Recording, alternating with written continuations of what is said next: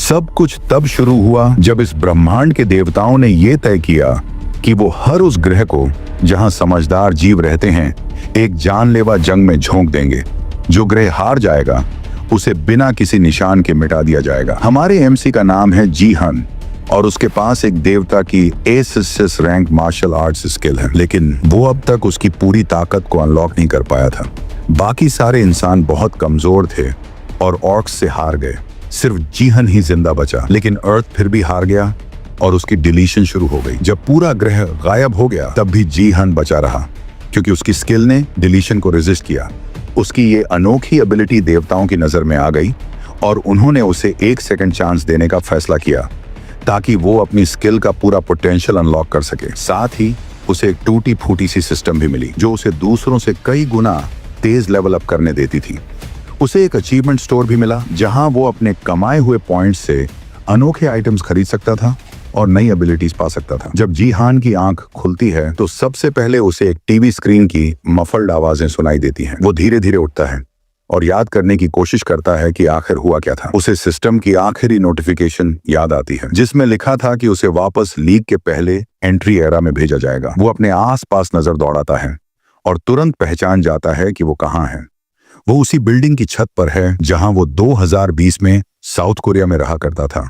ना सड़कों पर कोई मॉन्स्टर था, ना जानलेवा गेम्स, और बच्चे तो साइड वॉक्स पर सोर्ड किंग यून सेजिन की नकल कर रहे थे। जीहान को एहसास होता है कि वो सच में बिना किसी वार्निंग के एक बार फिर शांतिपूर्ण समय में आ गया है। कंफर्म करने के लिए वो अपना स्टेटस विंडो चेक करता है और देखता है कि उसका लेवल अब 2 है, यानी वो सच में बैक इन टाइम आ चुका है, वहीं से जहां उसने लीग में पहला कदम रखा था। उसे कुछ समझ नहीं आता, पर वो जानता है कि ये एक परफेक्ट अपॉर्चुनिटी है। अगर वो अपने पास्ट लाइफ का नॉलेज यूज करे तो शायद वो फ्यूचर को बदल सके, और इस बार उसे बदलना ही होगा ताकि वो सबको बचा सके।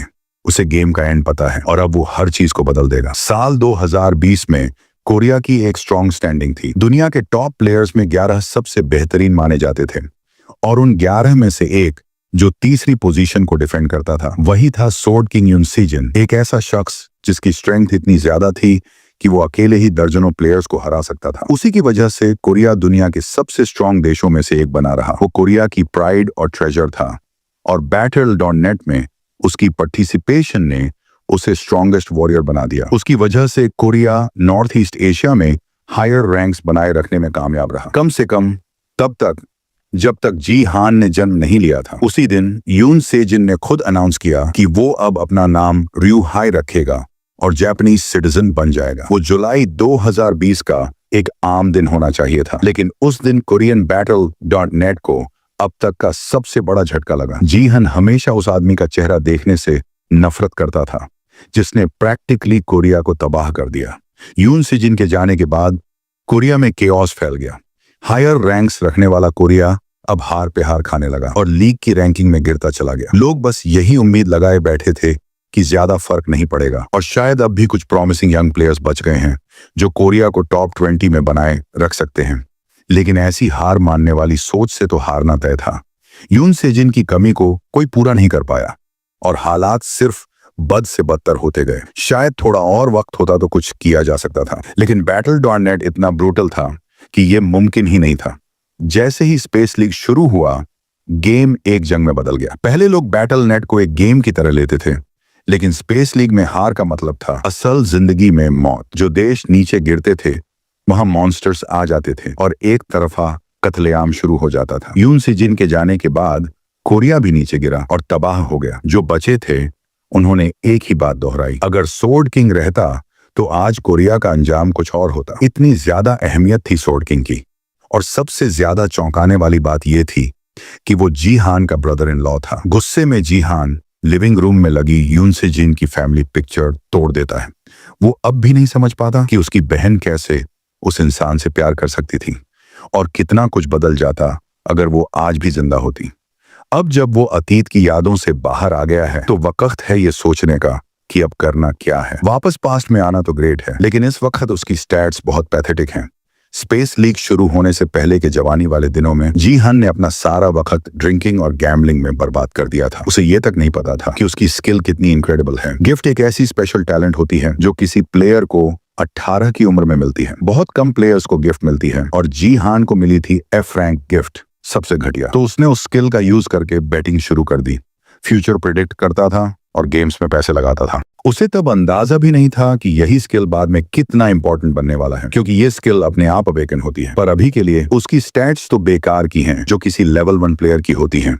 लेकिन ड्रंकन स्टेट में उसने गलती से अल्कोहल समझकर एक एक्सपीरियंस पोटन पी ली और वो लेवल अप कर गया। अजीब बात ये थी कि उसके पास काफी सारे अचीवमेंट पॉइंट्स भी थे, जबकि वो तो लीग ज्वाइन करने से पहले कुछ खास नहीं कर पाया था। तो पॉइंट्स कहां से आए? शायद ये सब रिग्रेशन की वजह से हुआ हो। वो अपनी इन्वेंट्री चेक करता है और कुछ ऐसा दिखता है जो उसकी आंखों को इमीडिएटली अट्रैक्ट करता है। एक अचीवमेंट पॉइंट्स एक्सचेंज कूपन जो उस इंसान के लिए बना था जिसने लास्ट सर्वाइवर होते हुए रिट्राई का ऑप्शन चुना। ये स्पेशली उसके लिए डिजाइन किया गया था और एक एक्स रैंक आइटम था, मतलब बहुत रेयर और पावरफुल।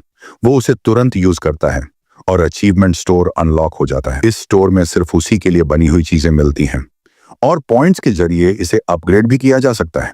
जैसे जैसे वो इसे अपग्रेड करेगा, शायद और बेटर ऑप्शंस अनलॉक होंगे। स्टोर में अभी ज्यादा चॉइसेस नहीं हैं, इसलिए वो अपग्रेड करने का निर्णय लेता है।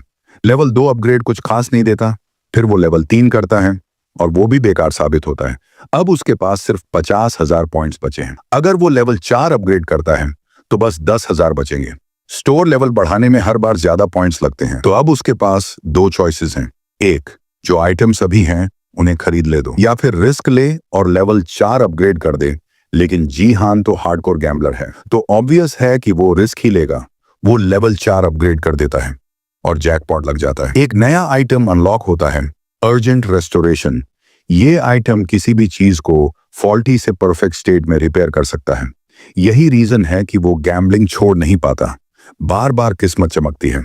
अब जब उसके पास एक गॉड टियर एबिलिटी आ गई है, तो अब असली टेस्ट शुरू होगा।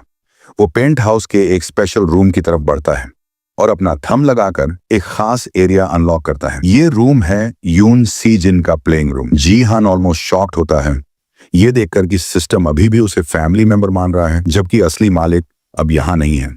पर जो भी हो, इतनी बड़ी फ्री गिफ्ट पे भला कोई क्या शिकायत करेगा। वो बैटल नेट कनेक्टर की इन्वेंट्री खोलता है और उसे वही मिल जाता है जिसकी उसे तलाश थी। एक आइटम, डोंगफांग शोज स्पॉइल्ड ब्रश। ये ए रैंक आइटम है और इन्वेंट्री भी इसे यूजलेस बता रही है। लेकिन जी हान के पास अब है अर्जेंट रेस्टोरेशन टूल। उसकी मदद से वो उस टूटी हुई ब्रश को रिपेयर कर देता है और उसे उसी पावरफुल फॉर्म में बदल देता है जिसकी उसे जरूरत थी। अब वो ए रैंक स्पॉइल्ड ब्रश बन चुकी है एक एसएस रैंक आइटम जो मार्शल गॉड से जुड़ी हुई है। लेकिन जी हान अपने इस मास्टरपीस को एडमायर कर भी नहीं पाता कि तभी एक नोटिफिकेशन आ जाता है। गैंगनम ब्रॉन्ज लीग का ट्यूटोरियल शुरू होने वाला है और सिर्फ 10 सेकंड बाकी हैं। उसे तुरंत अरीना में समन किया जाएगा और उसके पास टाइम बिल्कुल नहीं है। वो फौरन अपना स्टेटस विंडो बुलाता है और ब्रश से अपने स्टेट्स को मैनिपुलेट करता है। असल में जो एबिलिटी उसे पहले के टाइमलाइन में दुनिया का नंबर 7 खिलाड़ी बनाने में काम आई थी, वही एबिलिटी उसे आज फिर बचाने वाली है। वो एबिलिटी थी मार्शल पावर, एक ऐसी यूनिक स्टैट जो स्ट्रेंथ, एजिलिटी और एचपी को मिलाकर एक सिंगल फोर्स में बदल देती है। ब्रश पहले इसलिए अबैंडन कर दिया गया था क्योंकि वो टूटा हुआ था, लेकिन अब उसी के जरिए जी हान अपने अवेकनिंग की शुरुआत कर रहा है। जैसे ही काउंटडाउन खत्म होता है, वो फोर्सिबली लॉग इन हो जाता है और बैटल नेट लीग में समन हो जाता है। इस ब्रॉन्ज लीग ट्यूटोरियल का मिशन है सर्वाइवल। 100 प्लेयर्स के साथ वो एक कोलोसियम में डाल दिया जाता है जहां उन्हें मॉन्स्टर्स के खिलाफ सर्वाइव करना है। जब तक आधे प्लेयर्स एलिमिनेट नहीं हो जाते, सर्वाइवल गेम चलता रहेगा और उसके बाद विनर्स डिसाइड होंगे। समन होते ही जी हान अपना स्टेटस चेक करता है और राहत की सांस लेता है। उसने मार्शल पावर सक्सेसफुली हासिल कर ली है और साथ ही उसे 1000 अचीवमेंट पॉइंट्स भी मिलते हैं। ये सिर्फ पहला कदम है उसकी फाइनल गोल की तरफ, नेमलेस डिवाइन आर्ट। लेकिन सिर्फ मार्शल पावर के सहारे ब्रॉन्ज लीग उसके लिए कुछ भी नहीं है। सिस्टम उसे वार्न करता है कि वो बैटल नेट से कनेक्टर के बिना कनेक्टेड है। इसका मतलब है उसे गेम में 100% असली पेन झेलनी होगी। जी हान को याद है कि स्पेस लीग शुरू होने से पहले लोग पेन को कम करने के लिए कनेक्टर्स खरीदते थे। यून सी जिन ने जो कनेक्टर यूज किया था वो एक हाई एंड प्रोडक्ट था जो पेन को 99% तक कम कर देता था। फ्यूचर में जी हान भी ऐसा करने का प्लान बनाता है, लेकिन फिलहाल उसे बिना किसी हेल्प के ही मैनेज करना है। अचीवमेंट मेन्यू खुलता है और रिवील करता है कि उसके पास एक लिमिटेड क्वेस्ट है। उसे इस ट्यूटोरियल में रैंक 1 हासिल करनी है और रिवॉर्ड में उसे फिर से 1000 अचीवमेंट पॉइंट्स मिलेंगे। उसके पास लाइफ में ये क्वेस्ट था ही नहीं, लेकिन अब मार्शल पावर की मदद से ये उसके लिए आसान है। गेम शुरू होता है और नोटिफिकेशन मिलते ही कोई अचानक पीछे से जीहन पर तलवार लेकर झपट पड़ता है। वो अटैकर क्लियरली एक न्यूबी को ऑफ गार्ड पकड़कर फ्री किल लेने आया था, लेकिन हैरानी तब होती है जब जीहान सिर्फ 2 उंगलियों से उसका हमला रोक लेता है। अटैकर अपनी तलवार भी वापस नहीं खींच पाता और जीहान उसकी तरफ मुड़कर उसे थैंक्स कहता है। थैंक्स यार, पहली किल फ्री में देने के लिए। ये वही चीज है जो जीहान को गेम में सबसे मजेदार लगती है, लोगों को बर्बाद करना। Battle.net आने के बाद दुनिया में एक और बड़ा बदलाव आया, गिल्ड्स। गिल्ड्स वो ग्रुप्स हैं जो प्लेयर्स को ट्रेन और मैनेज करते हैं। दुनिया भर के लोग Battle.net में इंटरेस्टेड थे, इसलिए हर देश ने अपने टॉप रिसोर्सेज लगाकर प्लेयर्स को ट्रेन करना शुरू कर दिया। एंटरप्राइजेस ने भी अग्रेसिवली इन्वेस्टमेंट किया और साउथ कोरिया में बड़ी और छोटी गिल्ड्स उभर कर सामने आई। इसी वजह से कोरिया लीग के शुरुआती दौर में स्ट्रॉन्ग प्लेयर्स तैयार करने में कामयाब रहा। गैंगनम ब्रॉन्ज लीग वो जगह थी जहां राइजिंग स्टार्स अपनी पहली एंट्री करते थे। उसी गैंगनम लीग मैच में एक एस्पायरेंट प्लेयर दो ह्युग्यू भी कॉलोसियम में समन होता है। वो बहुत ज्यादा नर्वस है, लेकिन खुद को सबसे लकी मानता है। आखिरकार वो डाइवर्जेंट गिल्ड का हिस्सा है जो डाइवर्जेंट ग्रुप द्वारा मैनेज होती है। इस गिल्ड में कई राइजिंग स्टार्स हैं और दो ह्युग्यू को ए रैंक गिफ्ट एजिलिटी मिलने के बाद एंट्री मिली थी। ए रैंक गिफ्ट बहुत कम लोगों को मिलती है और उसी के भरोसे वो सोचता है कि वो टॉप 50 में आ जाएगा। अब उसका पहला टास्क है देखना कि उसका ओपोनेंट कौन होगा। वो क्राउड में नजर दौड़ाता है, चारों तरफ पावरफुल नाइट्स, स्केरी वॉरियर्स और मॉन्स्टर्स हैं। इतनी ऑप्शंस देखकर दो ह्युग्यू डिसाइड करता है सबको इग्नोर करो, आखिरकार जिंदा रहना ही सबसे जरूरी है।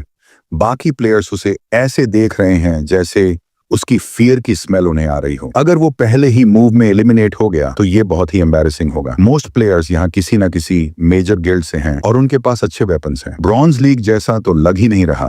तभी उसकी नजर एक ऐसे प्लेयर पर पड़ती है जो बाकियों से बिल्कुल अलग दिखता है। वो लड़का पहने हैं wife beater top, sweat pants और पैरों में कोई जूते तक नहीं, ना वेपन ना armour.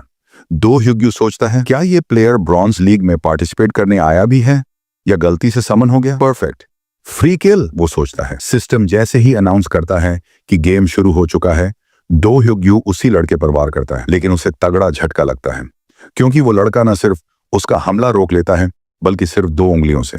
How A rank agility वाले अटैक को इतनी आसानी से ब्लॉक करना, ये तो पॉसिबल ही नहीं। और फिर जीहान बिना जरा सा भी एफर्ट लगाए उसे एक तरफ ऐसे फेंकता है जैसे वो कोई फेदर हो। वो उसे मॉक करता है। एजिलिटी जैसी गिफ्ट लेकर ब्रॉन्ज लीग में आया है, मजाक है क्या। दो ह्युग्यू को गुस्सा आ जाता है। वो सोचता है शायद जीहान सिर्फ लकी था। अब वो अपनी फास्टेस्ट स्पीड से दोबारा वार करेगा। वो जीहान की गर्दन की तरफ दौड़ता है पूरी ताकत से, लेकिन जीहान एकदम से नीचे झुककर वो वार डॉज कर देता है। फिर दूसरा हमला, फिर तीसरा, फिर चौथा। हर अटैक जीहान बड़ी आसानी से डॉज करता है, लेकिन इसका मतलब ये नहीं कि वो एंजॉय कर रहा है। असल में उसकी बॉडी अब भी लेवल 2 की है और उसे अपनी पास्ट स्ट्रेंथ के मुकाबले एडजस्ट करना पड़ रहा है। ह्युग्यू बहुत फास्ट नहीं है, जीहान ही स्लो हो गया है। ये फाइट उतनी आसान नहीं जितनी उसने सोची थी, लेकिन इतने सारे बैटल्स का एक्सपीरियंस होने के कारण उसके लिए ह्युग्यू के सारे मूव्स काफी प्रेडिक्टेबल हैं। अब जब ह्युग्यू एक फाइनल हैवी अटैक करता है, जीहान डॉज नहीं करता। वो सीधा उसके हाथ से तलवार छीन लेता है। तलवार हवा में उड़ती है और जीहान उसे हवा में पकड़कर ह्युग्यू की गर्दन में घुसा देता है। Game over. ह्युग्यू जमीन पर गिरता है और उसकी बॉडी फेड होने लगती है। मरते मरते वो कहता है नेक्स्ट टाइम मैं जीतूंगा। जीहान बस गहरी सांस लेता है और सोचता है क्या दुनिया सच में इतनी पीसफुल है कि लोग मरने के बाद भी नेक्स्ट बैटल की बात करते हैं। सिस्टम पॉप अप आता है। पहली मार हासिल हुई, 100 उपलब्धि बिंदु जोड़े गए, लेकिन क्योंकि ह्युग्यू मर गया तलवार भी गायब हो जाती है। पर जीहन को तलवार की जरूरत भी नहीं। अब जबकि वार्म अप हो चुका है, it's time for the next battle. इस मिशन में अच्छे रैंक के लिए उसे कम से कम 5 किल्स तो करने ही होंगे। जैसा कि उसने सोचा था, कोई भी मॉन्स्टर्स की तरफ नहीं जा रहा। Battle.net में सिर्फ प्लेयर्स ही नहीं, मॉन्स्टर्स भी होते हैं, लेकिन एक मॉन्स्टर किल सिर्फ 0.1 प्लेयर किल के बराबर होती है। मतलब एक प्लेयर किल के लिए 10 मॉन्स्टर्स मारने पड़ते हैं। इसीलिए ज्यादातर लोग मॉन्स्टर्स को अवॉइड करते हैं, खास तौर पर जब वो ऑर्क्स हों। लेकिन सिस्टम को स्टूपिडिटी पसंद है शायद, क्योंकि अब जीहान को नया क्वेस्ट मिलता है, kill all 30 orcs in the Colosseum. Monster hunting ज्यादा एफिशिएंट तो नहीं है, लेकिन इस क्वेस्ट का रिवॉर्ड है 500 अचीवमेंट पॉइंट्स, यानी फर्स्ट किल के रिवॉर्ड से 5 गुना ज्यादा। अब अगर इतना फायदा मिल रहा है तो जीहान को ऑर्क्स से लड़ने से कोई रीजन नहीं दिखता।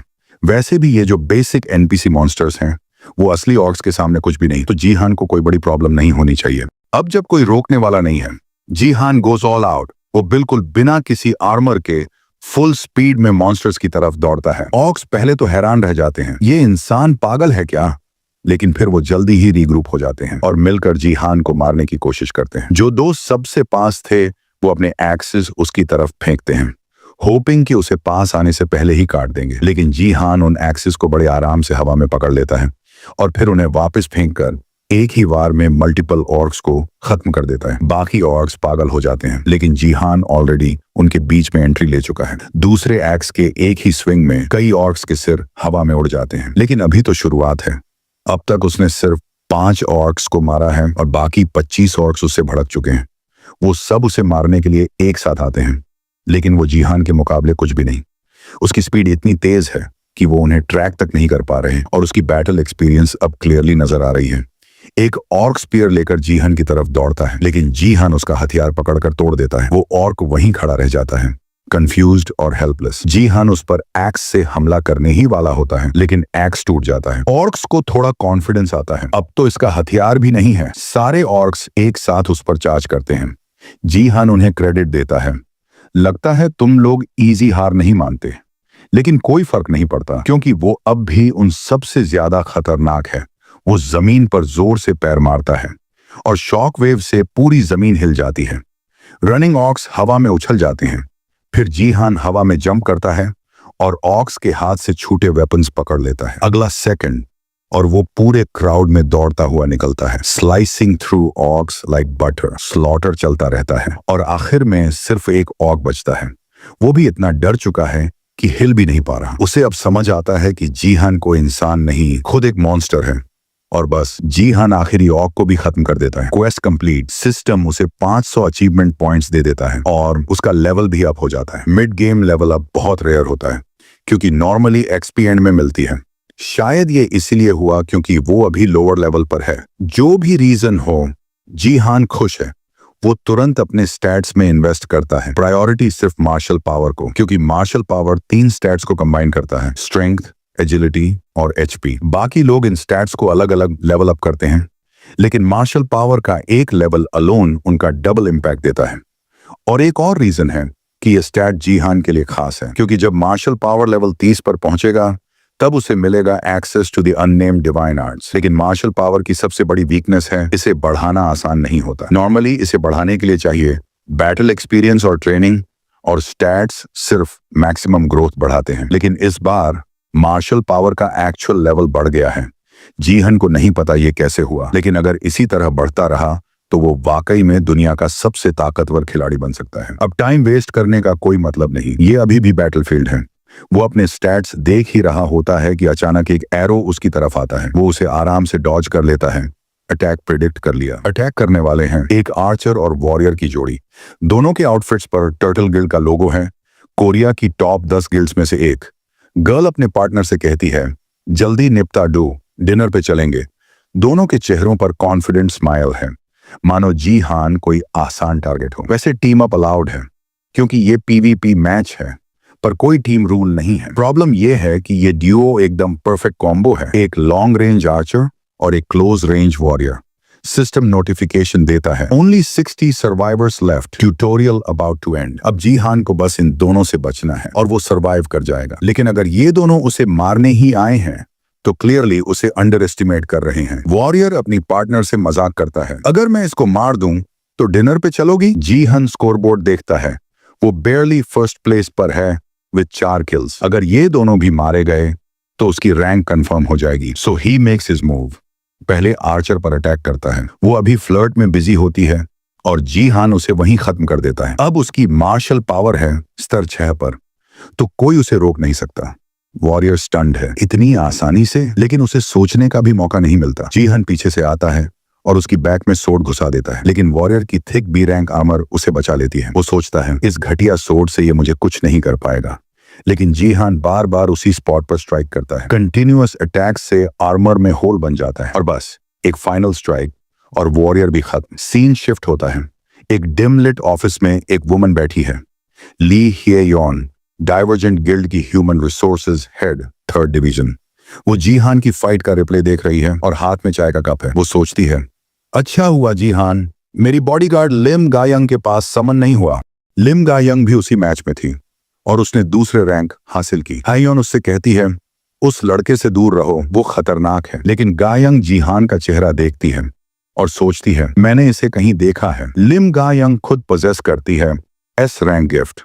वो डाइवर्जेंट गिल्ड की राइजिंग स्टार है और उसकी परफॉर्मेंस एक्सपेक्टेशंस पर खरी उतरी। उसे सबने फर्स्ट रैंक के लिए एक्सपेक्ट किया था, लेकिन जीहान की एंट्री ने सारा गेम पलट दिया। टर्टल गिल्ड के स्काउट्स भी शॉक में हैं। ये बंदा सिर्फ लेवल 2 पर बिना गियर, बिना अफिलिएशन 6 किल्स कैसे कर गया? वाइफ बीटर, स्वेट पैंट्स और नो वेपन्स, फिर भी रैंक 1। पूरी दुनिया के प्लेयर्स अब उससे सवाल पूछने लगे हैं। मीनवाइल जीहान आराम से अपने लिविंग रूम में बैठा है और अपने ब्रॉन्ज लीग ट्यूटोरियल के रिवॉर्ड्स चेक कर रहा है। उसे मिला है 50% एक्सपी बूस्ट, जिससे उसका लेवल 3 से सीधा लेवल 6 हो गया। उसे कोई जीपी नहीं मिला, लेकिन स्टेट्स के लिए पॉइंट्स जरूर मिले और वो सब डाल देता है मार्शल पावर में। अब उसकी मार्शल पावर है 9वां स्तर। उसे एक निकनेम भी मिला, ट्यूटोरियल कॉन्क्वेरर। इससे हर स्टेट में एक अतिरिक्त पॉइंट और 20% अतिरिक्त एक्सपी। निकनेम सिर्फ ब्रॉन्ज लीग तक लिमिटेड है, लेकिन अभी भी ये बहुत अच्छा है। अब उसकी मार्शल पावर लेवल 10 है। वो ब्रॉन्ज लीग में अब पूरी तरह ओवरपावर्ड है। सिल्वर लीग में प्रमोशन तब संभव होगा जब वो लेवल 25 पर पहुंचेगा। तब तक उसका काम है बस लगातार और ताकतवर बनना। पर रिवॉर्ड्स यहीं खत्म नहीं हुए। लेवल 5 पर पहुंचने के बाद उसे मिलता है एक्सेस टू क्लास एडवांसमेंट। अब वो कोई क्लास चुन सकता है, वॉरियर, अर्चर, मेज या सपोर्ट। लास्ट लाइफ में उसने वॉरियर क्लास ली थी और उसे उसकी पूरी नॉलेज है, लेकिन अचीवमेंट स्टोर में एक ऑप्शन है, बाय एक्स्ट्रा क्लास स्लॉट। अगर वो अभी कोई और क्लास ले ले तो बाद में 10,000 अचीवमेंट पॉइंट्स देकर वॉरियर भी ले सकता है। अब उसे कोई रश नहीं है।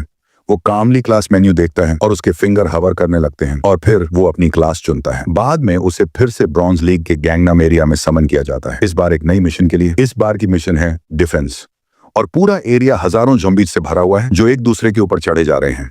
कासल के नीचे ये ज़ॉम्बीज जमा हैं और खिलाड़ियों को इन्हें मारते हुए कासल की दीवारों के सबसे ऊपर रखे गए क्रिस्टल को प्रोटेक्ट करना है, साथ ही खुद को भी जिंदा रखना है। वहां कई टावर्स हैं और बैटल तब तक चलेगा जब तक सिर्फ 5 टावर्स बचे ना रह जाएं। इन टावर्स में से एक के ऊपर खड़ी है लिम ग्योंग, डाइवर्जेंट गिल्ड की एक वॉरियर, जो नीचे इन सड़ते हुए ज़ॉम्बीज को देखकर नफरत से घूर रही है। चाहे ये एक गेम ही क्यों ना हो, सड़ती हुई लाशों को देखना कभी नॉर्मल नहीं हो सकता। पीछे बाकी प्लेयर्स स्पॉन हो जाते हैं और वो लोग भी मैप और मिशन से अच्छे से वाकिफ लगते हैं। ग्योंग अपने साथ असाइन हुए लोगों को पहचानती है। एक है एल के ग्रुप का आर्चर, जिसके पास बी ग्रेड का पावरफुल गियर है।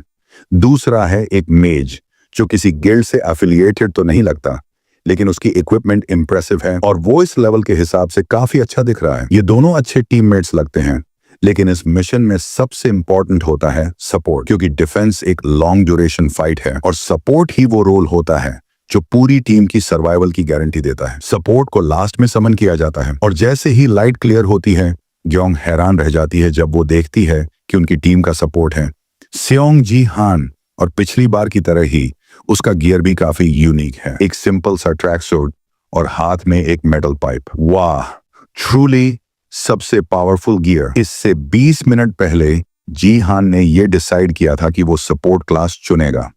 सिस्टम ने उसे वार्न भी किया था कि ये क्लास उससे कंपैटिबल नहीं है। फिर भी जी हान ने ये क्लास सिर्फ इसलिए ली क्योंकि इससे अनलॉक होती है एक नई एबिलिटी, डिवाइन पावर।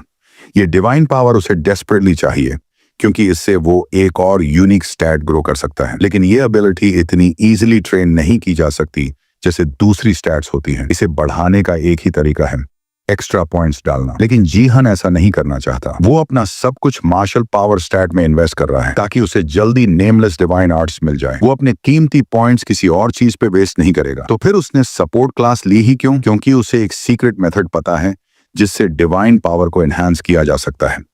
एक ऐसा मेथड जो ज्यादातर लोगों को पता ही नहीं, और उस सीक्रेट का कनेक्शन है उसके चमचमाते नए पाइप से। बाकी प्लेयर्स भी उतने ही शॉक्ड हैं जी हान को सपोर्ट के रूप में देखकर जितनी ग्योंग थी। खासकर मेज जो अपनी इरिटेशन बिल्कुल छुपाता नहीं है और जी हान की वियर्ड आउटफिट और गियर पर सीधा कमेंट करता है। वो चिल्ला के कहता है, तुमने बेटर गियर क्यों नहीं लिया, और अपनी गियर की कीमत भी जोर जोर से बताता है, जैसे जी हान का बुरा गियर लेना उसकी बेवकूफी हो। आर्चर ट्राइज टू काम हिम डाउन, लेकिन मेज कुछ सुनना नहीं चाहता।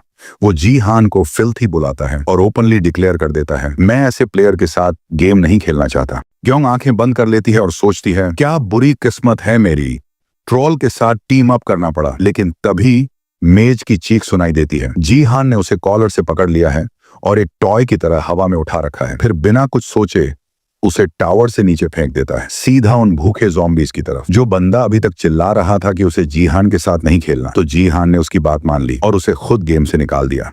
मेज रिस्पॉन्ड करता है और जैसे ही वापस आता है जी हान के सामने गिड़गिड़ाने लगता है। वो प्रॉमिस करता है कि अब वो टीम के लिए पूरा डेडिकेशन से खेलेगा। उसका नाम है किम ग्यू ह्योक और उसकी ये ड्रामेटिक चेंज का कारण है जी हान की डिसिप्लिनरी टेक्निक। ब्रॉन्ज लीग में हर प्लेयर को 3 जिंदगियां मिलती हैं। ग्यू ह्योक जैसे ही दोबारा स्पॉन होता है, जी हान उसे फिर से उठाकर फेंक देता है टावर से नीचे। अब उसके पास सिर्फ 1 लाइफ बची है और अगर वो एक बार और मरा तो गेम से बाहर और सीधे लास्ट प्लेस। वो जी हान से माफी मांगता है क्योंकि उसे अपनी लेवल बचानी है, क्योंकि अगर उसका लेवल गिरता है तो वो सारी स्किल्स जो उसने पैसे देकर खरीदी हैं खत्म हो जाएंगी, क्योंकि अगर लेवल स्किल के रिक्वायरमेंट से कम हुआ तो सिस्टम उसे ऑटो डिलीट कर देता है। जी हान थोड़ा शॉक्ड है, इतनी जल्दी इस बंदे की पर्सनैलिटी कैसे बदल गई। अभी कुछ देर पहले ये रिस्पॉन्ड होते ही अटैक करने को रेडी था, अब कहता है, मैं लेवल 15 का फायर मैज हूं और अनडेड पर बहुत प्रभावी हूं, मुझे अपनी टीम में रखो। किसी और टीम के लिए वो एक वैल्यूएबल एसेट होता। लेकिन ग्यू ह्योक की ये नॉन स्टॉप चैटिंग जी हान को उसकी असली रियलिटी याद दिला देती है। वो कभी कोरिया के 10 महान गिल्ड्स में से एक में था, रिस्पेक्ट मिला करता था, लेकिन 4 बार सिल्वर लीग प्रमोशंस में फेल हुआ। अब बस लड़ाई झगड़ा करता फिरता है, साफ है लूजर बन चुका है। फिर भी ग्यू ह्योक अपनी तारीफें गाता रहता है और फाइनली एक कंडीशन रखता है, जी हान को पर्सनली माफी मांगनी होगी 2 बार मारने के लिए। आर्चर समझाता है कि सब मिलके खेलें, लेकिन अंदर ही अंदर ग्यू ह्योक अभी भी नाराज है। लेकिन उसको अपनी इंटरनल रिवेंज स्पीच पूरी करने का भी मौका नहीं मिलता, क्योंकि जी हान उसे फिर से कॉलर से पकड़कर आखिरी बार फेंक देता है कासल की दीवार से नीचे, सिर्फ इसलिए कि उसने माफी मांगने को कहा, और बस उनका मेज चला जाता है। अब टीम में एक बंदा कम है। उधर ज़ॉम्बीज़ लगातार ऊपर चढ़ते जा रहे हैं। पास वाली टीम के पास भी एक फायर मेज है जो बहुत एफिशिएंटली ज़ॉम्बीज़ को खत्म कर रहा है, इसलिए उनकी टीम को भी एक मेज की जरूरत थी। और आर्चर जी हान को डांटता है कि उसने उस मेज के साथ एडजस्ट क्यों नहीं किया, लेकिन जी हान बिल्कुल अनफेज्ड रहता है। वो अपनी स्टेटस विंडो खोलता है और चेक करता है अपनी लेटेस्ट लिमिटेड क्वेस्ट। इस क्वेस्ट का एक लिंक्ड क्वेस्ट भी है जिसमें उसे 10 टावर मिशन में फर्स्ट प्लेस लाना है और साथ ही साथ 1000 ज़ॉम्बीज़ खुद से किल करने हैं ताकि उसे 4000 अचीवमेंट पॉइंट्स मिल सकें। अब इतने कम टाइम में 1000 ज़ॉम्बी मारना मुश्किल तो है, लेकिन जी हान 3000 पॉइंट्स लूज नहीं करना चाहता। लेम ग्योंग दूर से खड़ी देख रही है जी हान की सोच में डूबी आंखों को, और वो ये भी छुपाती नहीं कि वो उसे कितना जज कर रही है। अब तक जी हान ने वही किया है जो उसे सही लगा, और भले ही उसकी स्पेक्स काफी इंप्रेसिव हों, वो अब भी एक सपोर्ट क्लास का प्लेयर है। ग्योंग की नजर में अभी तक ऐसा कुछ भी नहीं हुआ जिससे लगे कि उसे डाइवर्जेंट गिल्ड में लाने की जरूरत है। लेकिन आर्चर ग्योंग जितना शांत नहीं है। वो लगातार जी हान पर चिल्लाता जा रहा है और आखिरकार जी हान उसकी बातें सुन ही लेता है। आर्चर गुस्से में बोलता है, अगर तू ऐसे ही एटीट्यूड दिखाता रहा तो अकेला ही खेल ले, हमसे कोई हेल्प मत मांगना। सरप्राइजिंगली जी हान को यह सुनकर खुशी होती है। उसे लगता है अगर सब उसे अकेला छोड़ दें तो वो खुद ही सारे ज़ॉम्बीज़ को खत्म कर सकता है।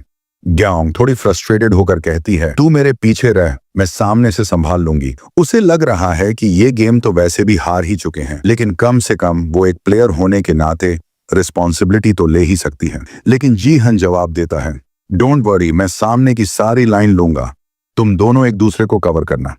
और तभी एक ब्लड ज़ॉम्बी टावर की छत तक पहुंच जाता है।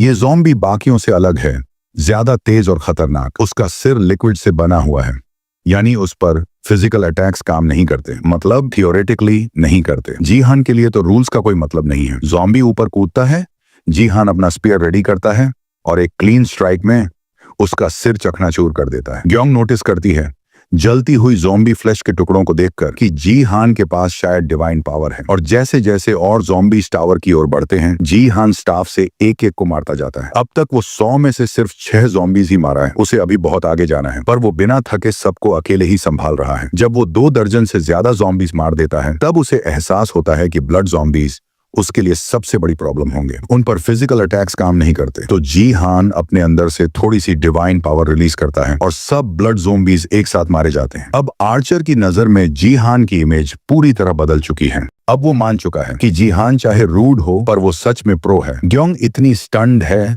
कि कुछ कह ही नहीं पाती। वो जी हान को ऑ में देख रही है। जिस तरह से वो डिवाइन पावर को कंट्रोल कर रहा है बिना वेस्ट किए, वो काबिल ए तारीफा है।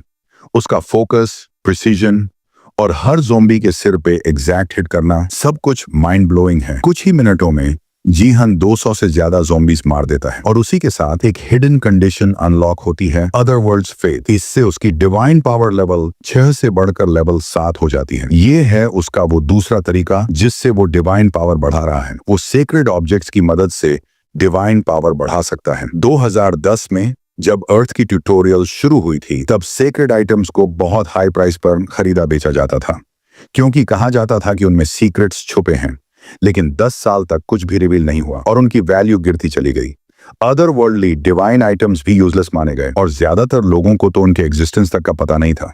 पर एक इंसान था जिसे सब पता था, सोफिया, अमेरिकन फर्स्ट की साइंटिस्ट। उसी ने जी हान को बताया था कि उसने डिवाइन पावर को अदर वर्ल्डली डिवाइन आइटम से कैसे बढ़ाया। ट्यूटोरियल खत्म होने के बाद ये मेथड काम नहीं करता, लेकिन उसी से सोफिया सेंटेस बनी थी। वो आइटम को पकड़कर लंबे समय तक प्रेयर करती थी और फिर उसे डिवाइन पावर मिलती थी। हर डिवाइन आइटम की अपनी यूनिक कंडीशन होती है और ये मेथड बिल्कुल भी इजी नहीं है। ऊपर से ये आइटम्स इतने रेयर होते हैं कि मिलना भी मुश्किल है। इसीलिए सोफिया ने सब डिवाइन आइटम्स पर मोनोपोली बना ली थी। किसी को इस इन्फो का पता नहीं था और उसने इसका पूरा फायदा उठाया। लेकिन एक और प्लेयर था जो constantly other worldly divine items खरीद रहा था, जिसका मतलब है एक और इंसान को यह जानकारी थी। जी हान के रिग्रेशन के बाद उसने अपनी बहन के सोर्ड पैलेस पेंट हाउस वाले रूम में जाकर देखा कि वहां ढेर सारे अदर वर्ल्डली डिवाइन आइटम्स पड़े थे, लेकिन उन सब की डिवाइन पावर ड्रेन हो चुकी थी। यानी वो दूसरा प्लेयर था, उसकी बड़ी बहन सियोंग जिया। वो और सोर्ड किंग यून से जन दोनों ही साउथ कोरिया के बेस्ट वॉरियर्स थे और जिया थी साउथ कोरिया की सबसे बेस्ट सपोर्ट, एक हीरो। उसकी मौत की कहानी बिल्कुल अलग है, लेकिन फिलहाल जी हान को एक स्टील पोल मिलता है जो अब ई रैंक से गिरकर एफ रैंक बन चुका है। आइटम की डिस्क्रिप्शन कहती है परफेक्ट फॉर ज़ॉम्बी स्कल्स तोड़ने के लिए। अब इसमें डिवाइन पावर तो नहीं बची, लेकिन ये अब भी स्ट्रांग है, यानी टफ वेपन है। ग्योंग अब भी उसके फिजिक और कंट्रोल को देखकर हैरान है। आर्चर एक और टावर के गिरने की नोटिस करता है, लेकिन एक्साइटमेंट में उसे पता ही नहीं चलता कि एक ज़ॉम्बी उसकी तरफ चुपके से आ रहा है। ग्योंग फौरन अपनी तलवार निकालती है और ज़ॉम्बी को काट गिराती है। उसके स्टैंस और तलवार चलाने के तरीके से जी हान तुरंत पहचान जाता है, वो है प्लम ब्लॉसम सोर्ड लिम ग्योंग। वो फेमस थी इंटरिम सोर्ड किंग बनने के लिए, लेकिन जी हान की पिछली जिंदगी में उसका एंड बहुत अच्छा नहीं हुआ। सोर्ड किंग रियू हाई के हाथों उसकी मौत हो गई थी। मतलब इस नए जीवन में जी हान ने बहुत इंपॉर्टेंट बंदे से जल्दी मुलाकात कर ली है। अब ग्योंग जी हान से कहती है, क्या मैं तुम्हारे साथ मिलकर फाइट कर सकती हूँ? साथ में खेलेंगे तो हायर रैंक भी ला सकते हैं। जी हान अपनी स्टेटस विंडो चेक करता है और देखता है अभी उनकी टीम 5वें स्थान पर है। समय भी बहुत कम बचा है और यात्रा अब भी लंबी है। अगर ग्योंग अकेले भी खेले तो भी वो हैंडल कर सकती है, लेकिन जी हान की क्वेस्ट है कि उसे फर्स्ट प्लेस हासिल करना है। वो डिसाइड करता है कि ज़ॉम्बीज को टावर पे चढ़ने देना ग्योंग और आर्चर को सौंप देगा और खुद टावर से कूद जाता है, इससे पहले कि कोई कुछ समझे। फॉल करते वक्त वो अपनी सारी डिवाइन पावर को स्टाफ में कॉन्सेंट्रेट करता है और ग्राउंड पे जोर से मारता है। एक मैसिव एक्सप्लोजन होता है और सारे ज़ॉम्बीज उड़ जाते हैं। जी हान की इस जबरदस्त मूव से उनकी टीम मिशन में फर्स्ट प्लेस ले आती है। वो लास्ट सर्वाइवर्स बनते हैं और जी हान अपनी लिमिटेड क्वेस्ट पूरी कर लेता है, लेकिन वो 1000 ज़ॉम्बीज अकेले किल करने वाला लिंक्ड क्वेस्ट नहीं कंप्लीट कर पाया। गेम खत्म हो जाता है और जी हान टेलीपोर्ट होकर घर वापस जाने की तैयारी करता है, लेकिन जाने से पहले वो टीममेट्स उससे मिलने आते हैं, उसे कंग्रेचुलेट करते हैं। सब मानते हैं कि जी हान ने सबको कैरी किया और MVP बनकर उभरा।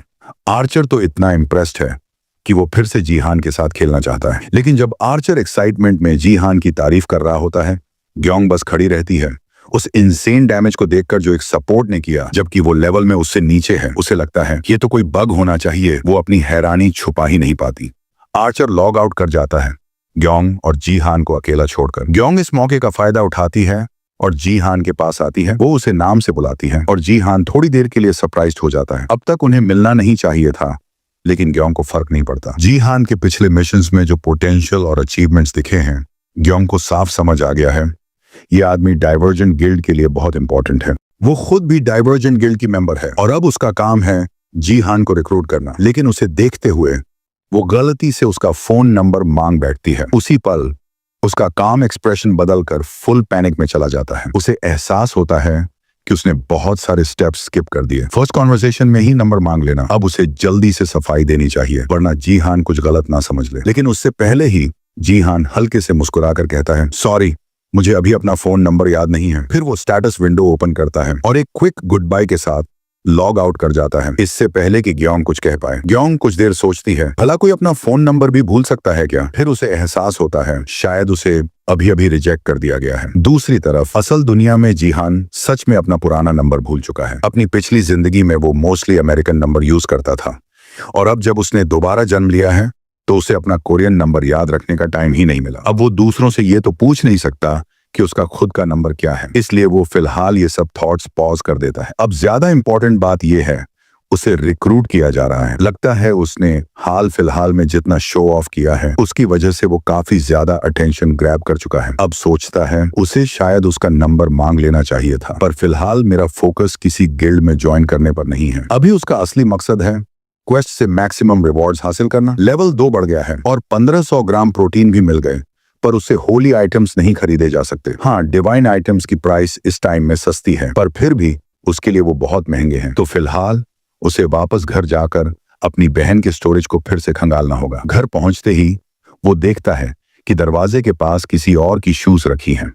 उसका दिमाग एकदम क्लियर हो जाता है और शॉक में उसका बैग हाथ से गिर जाता है। हर इंसान की जिंदगी में कुछ रिग्रेट्स होते हैं और जीहान के लिए उसका सबसे बड़ा रिग्रेट ये है कि वो अपनी भांजी सीआ को बचा नहीं पाया। बहुत कुछ था जो वो उसे दोबारा मिलकर कहना चाहता था। उसे याद है कितनी स्ट्रांग थी वो, यहाँ तक कि उसने खुद कहा था, मैं आपको प्रोटेक्ट करूंगी अंकल। और अब वो फिर से उसके सामने खड़ी है जैसे कुछ हुआ ही नहीं, अलाइव एंड वेल। सबसे ऊपर जीहान उसे ये एक बात फिर से कहना चाहता था, मैंने तुम्हें बहुत मिस किया है। यून सेआ अब 18 साल की हो चुकी है। वो यून से जिन और जीहान की बड़ी बहन की बेटी है। रिग्रेशन के वक्त वो घर पे नहीं थी क्योंकि वो जेजू में रह रही थी, लेकिन ऑब्वियस रीजंस की वजह से सबसे पहले वही अकेली बच निकली थी। जब उसकी माँ घर चलाने में बिजी थी, सिया की केयर जीहान ही करता था। अब उसकी माँ नहीं रही और उसका बाप एक दिन अचानक जापान डिफेक्ट कर गया, अपना नाम तक बदल लिया। अब उनके पास बस एक दूसरे का सहारा बचा है। आज इस जिंदगी में जीहान के लिए सिया ही सबसे इंपॉर्टेंट इंसान है। ये सब हुआ यून से जिन के अचानक बदलने के डिसीजन की वजह से। कुछ दिन पहले सिया ने अपने पिता को कॉल किया, पूछा कि उन्होंने ऐसा क्यों किया, और उसने बड़े कैजुअल अंदाज में कहा, मैं प्यार में पड़ गया हूँ। सिया फोन पर लिटरली रो पड़ी थी, लेकिन वो आदमी इतनी कामनेस से बात कर रहा था जैसे कोई बात ही नहीं। उसने पूछा, अब मैं क्या करूं जब आप मुझे यूं छोड़ के जा रहे हो? क्या आप मुझे बिना वजह छोड़ रहे हो? और जवाब में उसने कहा, हाँ छोड़ रहा हूं, क्योंकि मेरी नई लव ने यही कंडीशन रखी है। फिर बिना एक भी एक्स्ट्रा वर्ड बोले उसने कॉल काट दी। बस ऐसे ही उसने अपनी बेटी के साथ रिश्ता खत्म कर दिया। ये बहुत ही घटिया हरकत थी, पर जीहान जानता था यून से जिन ऐसा ही आदमी है, एक ऐसा इरेस्पॉन्सिबल रेनेगेड जो अपनी बेटी और देश को छोड़ सकता है एक लड़की के लिए। और इसीलिए सिया उस जिंदगी में अकेली पड़ गई थी और आखिर में उसने अपनी लाइफ खत्म कर दी थी। अब जब सिया पीछे मुड़ती है तो वो देखती है कि उनकी फैमिली फोटो टूटी हुई पड़ी है। जीहान फौरन माफी मांगने लगता है। उसे लगता है कि चाहे यून से जिन ने जो भी किया हो, पर वो अब भी उसका बाप है। लेकिन सिया कहती है, मैं खुद उसे तोड़ना चाहती थी। फिर वो मुस्कुराती है और एक स्ट्रॉन्ग फेस बनाकर कहती है, मैं ठीक हूँ अंकल। ऐसी ही तो थी वो हमेशा, माँ की मौत हो या बाप की बिट्रेयल, वो हमेशा मुस्कुराती थी और खुद से ज्यादा अपने अंकल की परवाह करती थी। लेकिन अब जीहान नहीं चाहता कि वो फिर से खुद को अकेली संभाले। अब वो चाहता है उसे अपनी जिम्मेदारी बनाना और उसकी हिफाजत करना। सिया अपनी आंखें बंद करती है और उसे हक करने देती है। लेकिन ये प्यारा मोमेंट तब टूटता है जब वो कहती है, अंकल यूर स्वेटी। उधर सोल सिटी गैंगनम गू के डाइवर्जेंट गिल्ड HQ में ली हायोन अपनी हंसी रोक ही नहीं पाती जब उसकी बॉडीगार्ड उसे जीहान की स्टोरी सुनाती है। ब्यूटीफुल लिम गा यंग एक लड़के से उसका नंबर मांगती है और लड़का साफ मना कर देता है, ऊपर से एक्सक्यूज भी देता है, मुझे अपना नंबर याद नहीं है। हायोन हंसते हुए कहती है, लगता है तुम उतनी सुंदर नहीं हो जितना तुम खुद को समझती हो गायंग। लेकिन सच्चाई तो ये है, लिम गायंग को नहीं पता कि लोग उससे कितने प्रभावित होते हैं। वो और हायोन जैसे ही लाउंज की तरफ जाते हैं, आसपास के लोग बस उन्हें घूरते रहते हैं। अब डिस्कशन होती है जी हान को रिक्रूट करने की। उन्हें पता है उसे लाना ही पड़ेगा क्योंकि अब तो ऊपर से भी ऑर्डर आ चुके हैं। लेकिन तभी हायोन के फोन पर एक नोटिफिकेशन आता है, कोई लाइव स्ट्रीम चालू हो चुकी है। और आज तो कोई बड़ी फाइट भी नहीं थी, फिर कौन स्ट्रीम कर रहा है? उस स्ट्रीमर का नाम देखकर हायोन हैरान रह जाती है। ये स्ट्रीमर कोई और नहीं, स्योंग जी हान है और वो स्ट्रीम स्टार्ट कर रहा है बिना किसी प्रायर अनाउंसमेंट के। कैमरे के पीछे सिया इंस्ट्रक्शंस दे रही है और जी हान कैमरा सेट कर रहा है। गायंग सोच में पड़ जाती है, जी हान गैम्बलिंग प्रेडिक्शन स्ट्रीम पर क्या कर रहा है। लेकिन हायोन का फोकस स्ट्रीम के टाइटल पर है, मैं स्वॉर्ड किंग का भाई साला हूँ। लाइव चैट भी फटाफट भर जाती है। लोग पूछ रहे हैं ये हो क्या रहा है। पीछे दिख रहा है ट्विन सोर्ड स्टेच्यू, जिससे ये साबित होता है कि जी हान अभी सोर्ड पैलेस पेंट हाउस में है। स्ट्रीम शुरू होते ही जी हान सिया से कहता है साइड हटो। फिर वो अपनी पावर को पैरों में चैनल करता है और जमीन पर इतनी जोर से स्टॉम्प करता है कि नीचे का फ्लोर क्रैक हो जाता है और स्टैच्यू का पिलर टूट जाता है। इसके बाद जी हान अपने फिस्ट से स्टैच्यू को पूरी तरह तोड़ देता है। सारे व्यूअर्स शॉक में आ जाते हैं और हजारों लोग स्ट्रीम पर जुड़ने लगते हैं। अब जब उसने सबका अटेंशन ले लिया है तो असली मुद्दे पर आता है। वो अब बात करेगा सोर्ड किंग यून सीजिन की जापान नेचुरलाइजेशन की। वो स्ट्रीम कर रहा है बैटल ट्यूब पर। बैटल ट्यूब Battle.net का ही हिस्सा है और दुनिया की सबसे बड़ी स्ट्रीमिंग प्लेटफॉर्म बन चुकी है। बैटल ट्यूब से जी हन को क्वेस्ट्स भी मिलती हैं, जैसे व्यूअर्स बढ़ाना, सब्सक्राइबर्स पाना और व्यूज कलेक्ट करना। इस प्लेटफॉर्म से भी अचीवमेंट पॉइंट्स मिल सकते हैं और ऐसी ग्रैंड एंट्री से ट्विन सोर्ड स्टैच्यू तोड़कर उसने परफेक्ट शुरुआत की है। जी हन के लिए इससे बेटर मौका हो ही नहीं सकता।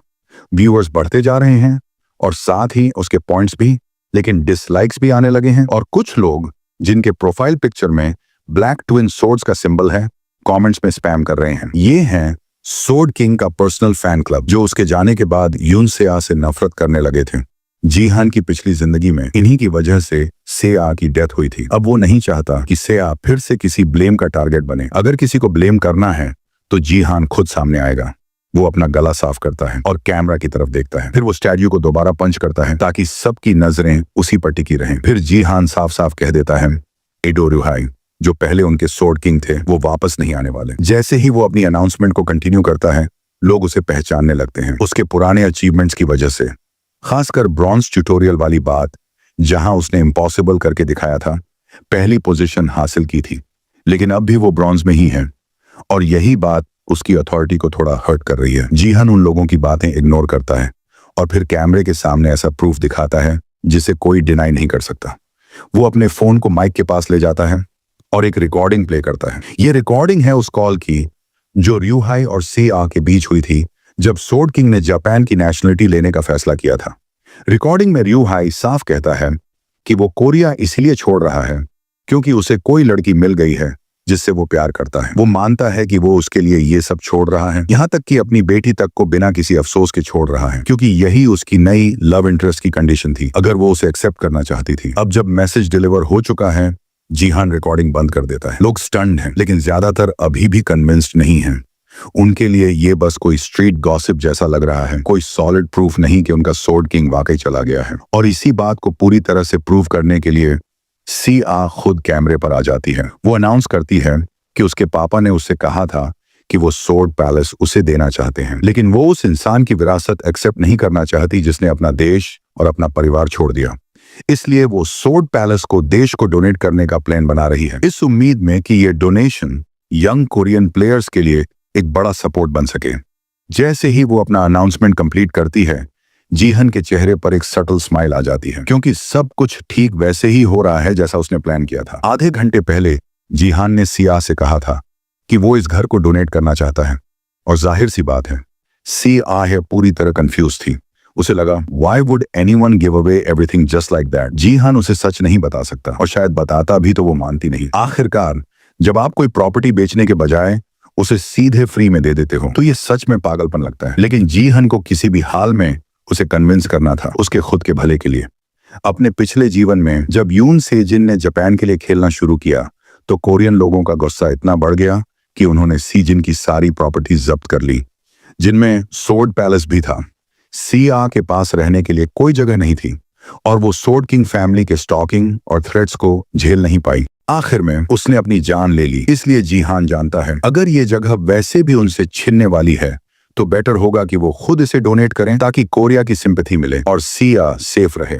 लेकिन सिया की नजरों में जिहान तो बस एक नालायक अंकल है जो सारा दिन शराब पीता रहता है और जिहान उसे ये भी नहीं बता सकता कि वो फ्यूचर से आया है। फिर भी सरप्राइजिंगली जब जिहान अभी सोच ही रहा था कि उसे कैसे मनाए, सिया ने खुद ही अग्री कर लिया। उसे यकीन नहीं हुआ और उसने डबल चेक किया, तू सच में रेडी है ना? सिया ने उसे ट्रस्ट इसलिए किया क्योंकि वो जानती है जिहान ऐसा कुछ बिना वजह नहीं कहेगा और उससे भी ज्यादा बहुत टाइम बाद जिहान के अंदर ये कॉन्फिडेंट वाइब दिखी है। Thanks to her strong resolve आज ये सब पॉसिबल हो पाया। लेकिन इसका मतलब ये नहीं कि प्रॉब्लम्स खत्म हो गई हैं। सोर्ड किंग की फैमिली अब भी फ्यूरियस है और डायरेक्ट जिहान को फ्रॉड और कॉनमैन कह रही है। लेकिन जिहान को यही चाहिए था। वो चाहता है कि सारी गाली गलौच उसी की तरफ आए, सिया को कोई टच ना करे।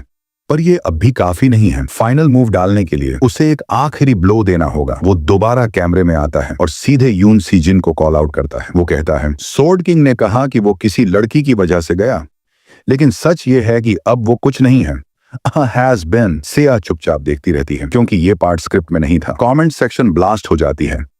कुछ लोग डिसबिलीफ में हैं और कुछ बस हंस रहे हैं जिहान की बोल्डनेस पर। जिहान प्रोवोक करता रहता है, ये कहते हुए कि सीजिन को पता था कि वो कोरिया में टिक नहीं पाएगा, इसलिए भाग गया। यहाँ तक कि गायंग और हेयोन भी चिल्ला उठती हैं उसकी बातें सुनकर। फिर जिहान आखिरी पंच डालता है, जापान में आराम से रहो सीजिन, बहुत जल्द हम मिलेंगे और मैं तुझे तोड़ दूंगा। स्ट्रीम वहीं खत्म होती है और दोनों घर के अंदर वापस चले जाते हैं। सिया जिहान से कन्फ्रंट करती है, तूने क्या बोल दिया है ऑन कैमरा? पूरा इंटरनेट फट गया है। कोरिया और जापान दोनों में हंगामा मचा हुआ है। लेकिन जिहान बिल्कुल भी परेशान नहीं है। वो सिया से कहता है टेंशन मत ले, जो हो रहा है उसे इग्नोर कर ताकि स्ट्रेस ना हो। सिया अब नोटिस करती है कि जिहान में कुछ बदल गया है, जैसे वो कोई दूसरा इंसान बन गया हो। और ये सरप्राइज वाली बात नहीं है। आखिरकार कोई इंसान मरने और टाइम ट्रैवल करने के बाद सेम कैसे रह सकता है? वो उससे पूछता है, क्या तू मुझे सच में बस एक फ्रीलोडर मानती थी जो बस दारू पीता है पूरे दिन? सिया कोशिश करती है अपनी बात बदलने की, लेकिन सच्चाई तो यही है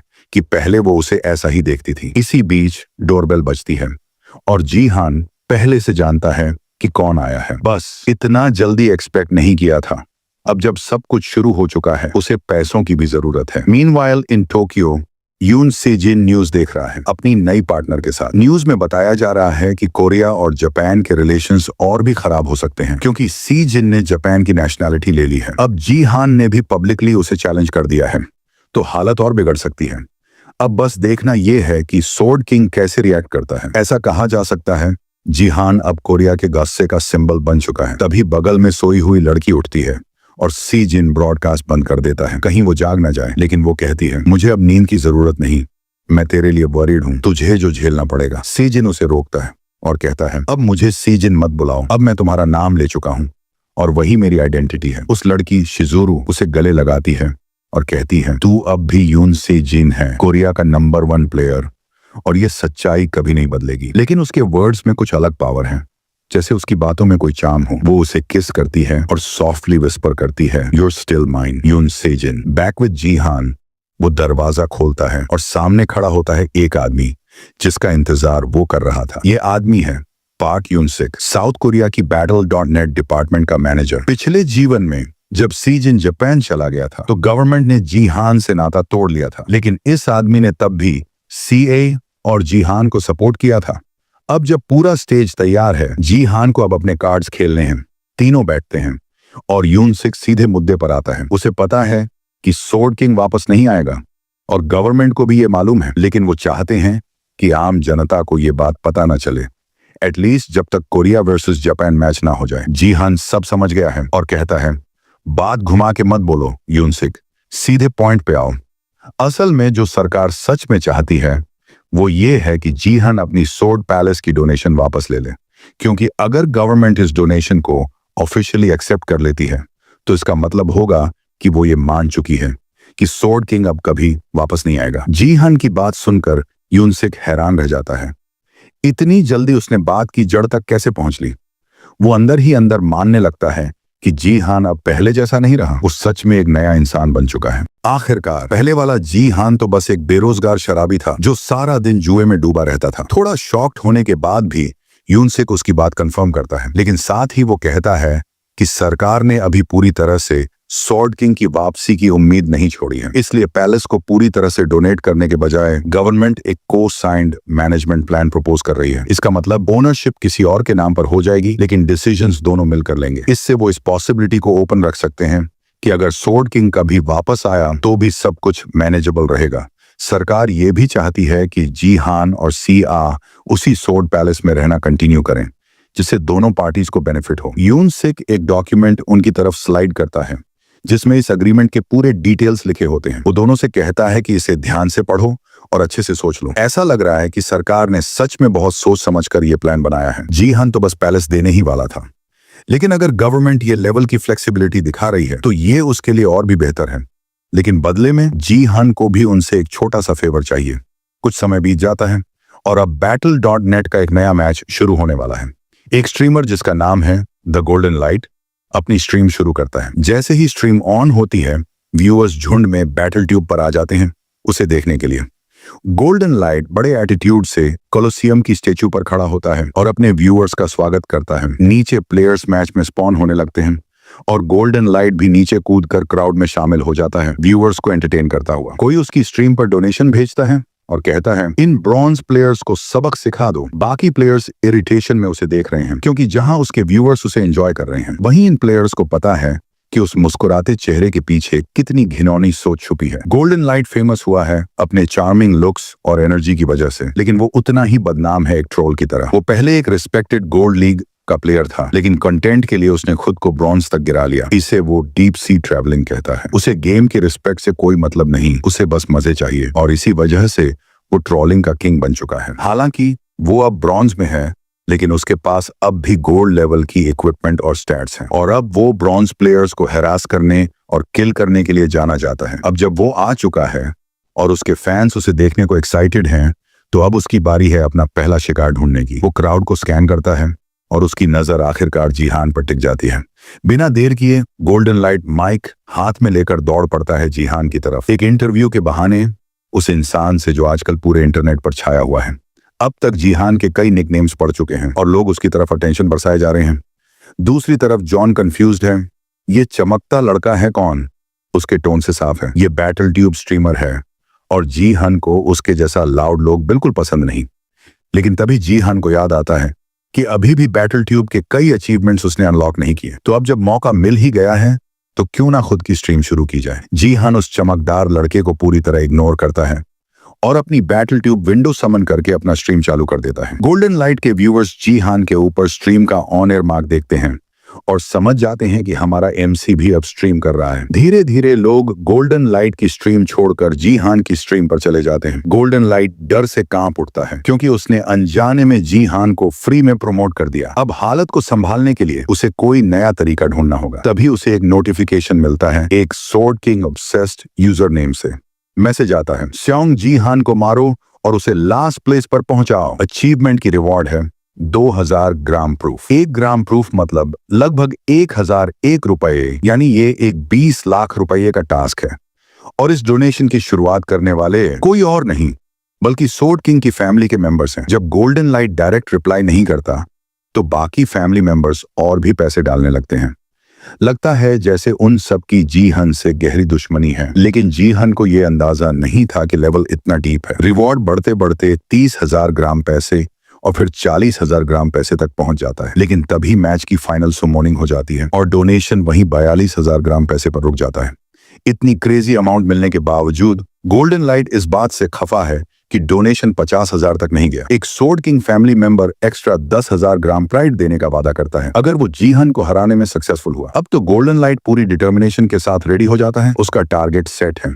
मैच शुरू होते ही गोल्डन लाइट अपनी स्किल चार्ज का यूज करता है जो यूजर की स्पीड को काफी बढ़ा देता है।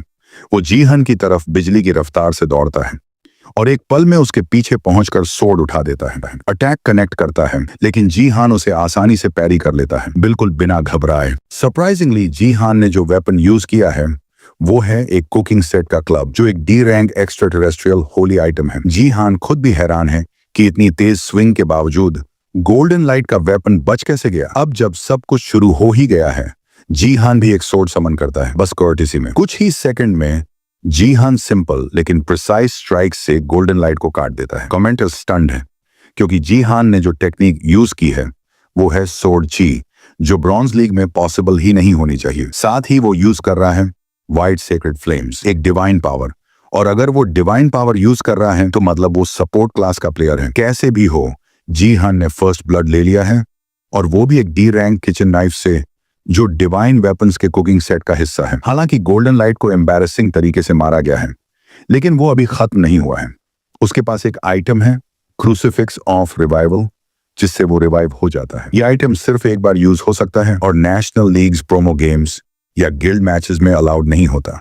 हालांकि वो वापस आ चुका है, लेकिन कोई फायदा नहीं, क्योंकि गोल था जी हान को लास्ट प्लेस तक गिराना, लेकिन खुद फर्स्ट मरने के बाद जी हान को लास्ट में तो नहीं रख सकते।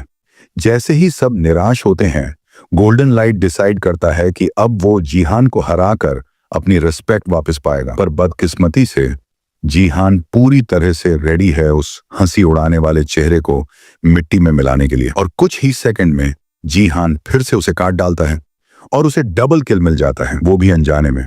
जैसे ही वो मरते हुए स्ट्रीमर से दूर जाता है, वो सोचता है उस रिवाइवल आइटम के बारे में। फ्यूचर में किसी ने उस आइटम को यूज नहीं किया, क्योंकि उसकी रिवाइवल में फ्लॉज थे।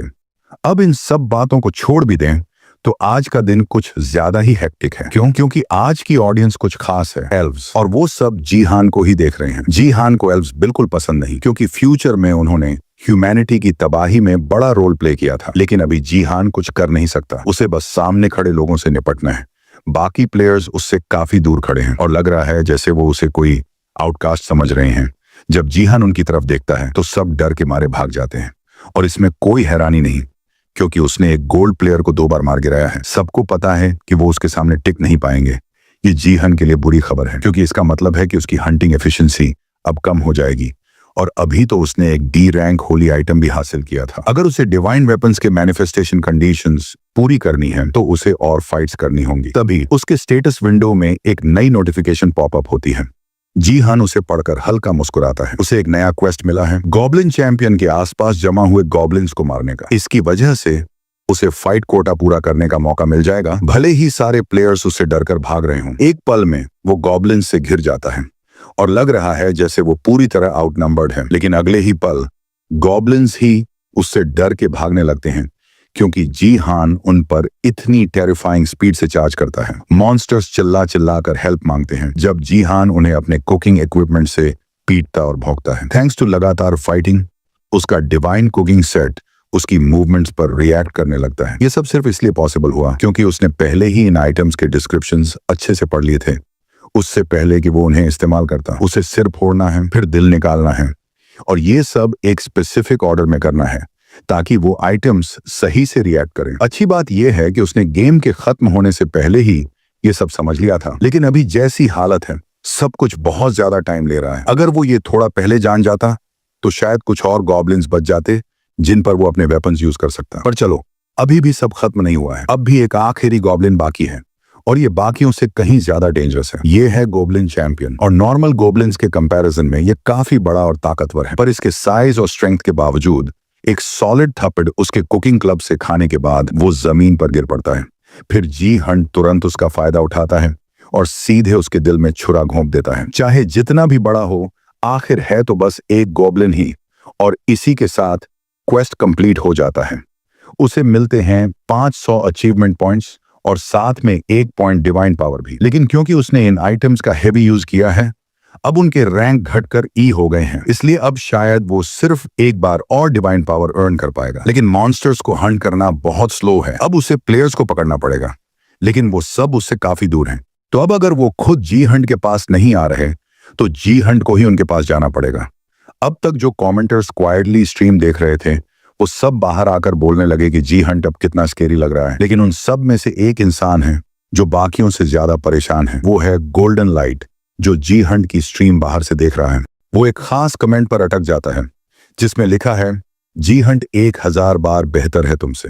गोल्डन लाइट नाराज है कि लोग उसके बारे में ऐसा सोचते हैं, पर उससे भी ज्यादा क्यूरियस है वो बीस्ट जी हंट के बारे में। गोबलिन के साथ जी हंट की फाइट देखने के बाद सिस्टम ने उसके अनुमानित स्टैट्स कैलकुलेट किए और एवरेज स्ट्रेंथ है 35, जबकि ब्रॉन्ज लीग प्लेयर का एवरेज होता है 25, तो जी हंट उससे 10 पॉइंट्स ऊपर है। ये सब सुनकर गोल्डन लाइट को कुछ समझ नहीं आ रहा। उसे लग रहा है कि जी हंट शायद कोई हैक यूज कर रहा है। वो बेड पर लेटा हुआ है, अपनी हार पर अफसोस कर रहा है। तभी उसके मॉनिटर से डरावनी चीखें आने लगती हैं। वो जैसे ही ऊपर देखता है, जी हंट एक प्लेयर के मुंह पर क्लब से जोरदार हिट मार रहा होता है। सिर्फ कुछ सेकंड्स में जी हंट ने मल्टीपल प्लेयर्स को हरा दिया। पूरी फाइट एकदम एक साइडेड हो गई। कुछ ही सेकंड में जी हंट ने कई प्लेयर्स को बहुत ही आसानी से मार गिराया। अब टोटल प्लेयर्स की संख्या काफी कम हो चुकी है। अब बचे हुए प्लेयर्स को समझ आ गया है कि अब एक दूसरे से लड़ने का टाइम नहीं है। अब उन्हें मिलकर इस हैक यूजर को हराना होगा।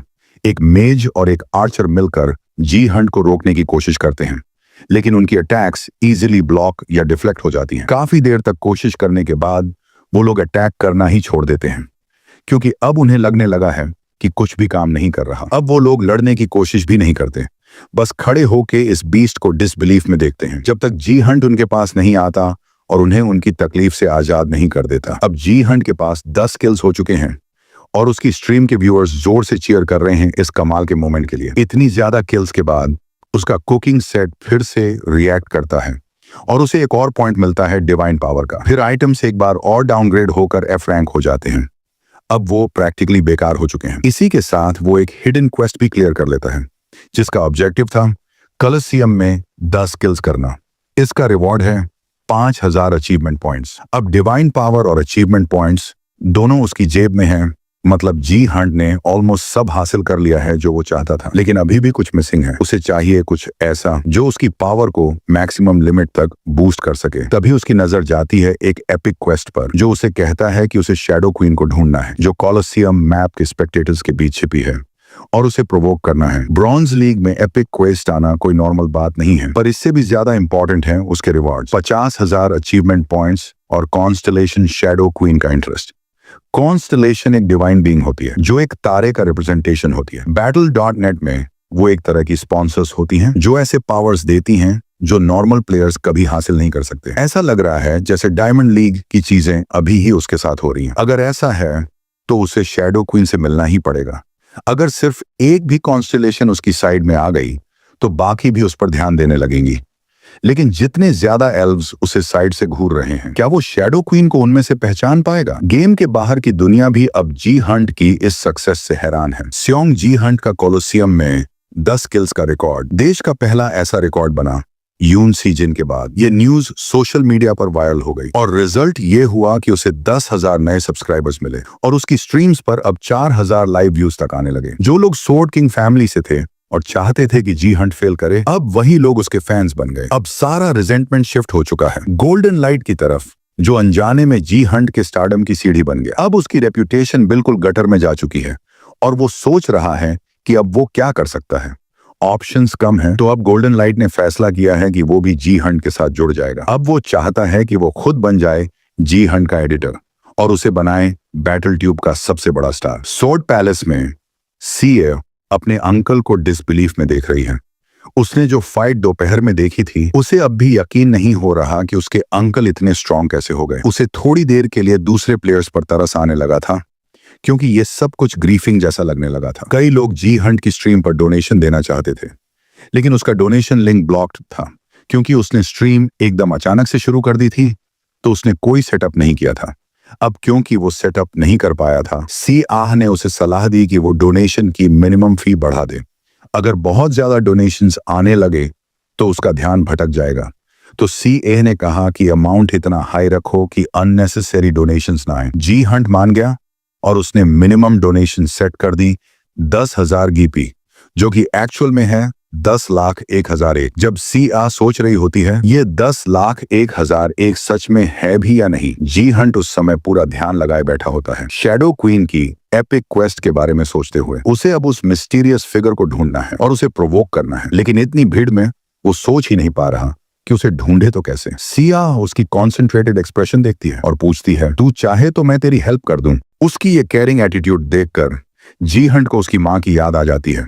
वो मुस्कुराता है और अब जब कुछ गलत नहीं है तो वो उठकर CA को वो बताने का डिसाइड करता है जो उसके दिल में काफी टाइम से था। वो उसे बताता है उस एपिक क्वेस्ट के बारे में और शैडो क्वीन के बारे में, लेकिन सिया को भी नहीं पता कि ये मिस्टीरियस फिगर कौन हो सकती है। एक चीज जो वो दोनों जानते हैं वो ऑडियंस में कहीं छुपी है। सिया डिसाइड करती है कि वो पास्ट मैचेस के रिप्लेस देखेगी और ट्राई करेगी कि कहीं उस क्वीन को स्पॉट कर सके।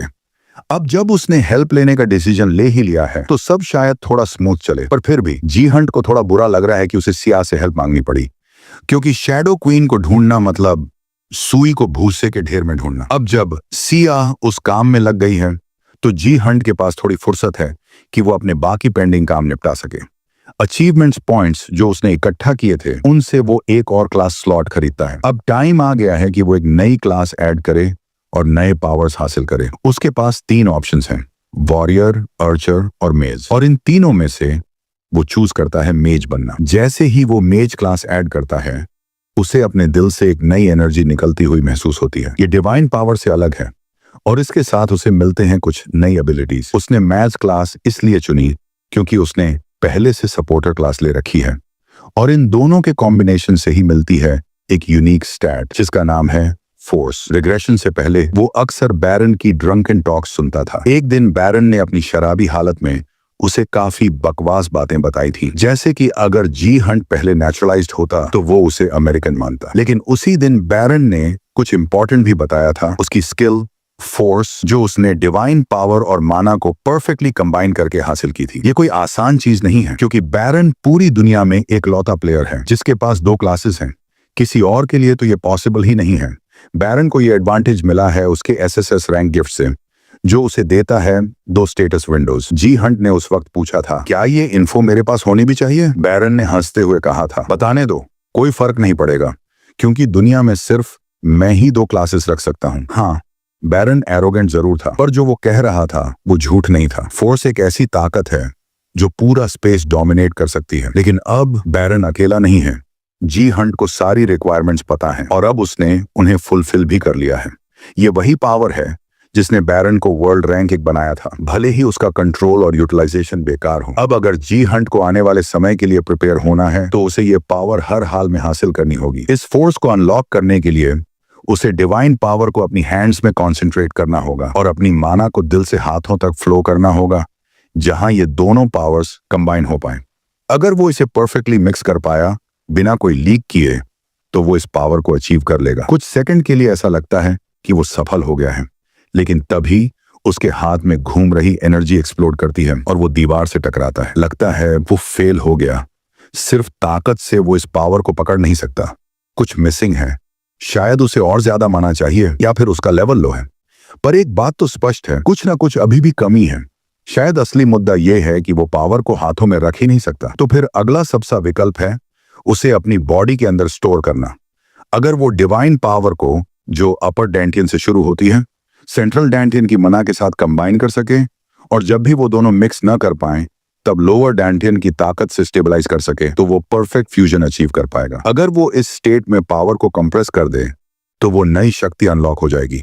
वो ट्राई करता है और उसकी बॉडी पर उसका असर भारी पड़ता है। उसे इतनी जबरदस्त तकलीफ होती है कि वो खुद को रोक नहीं पाता और जोर से चिल्ला उठता है।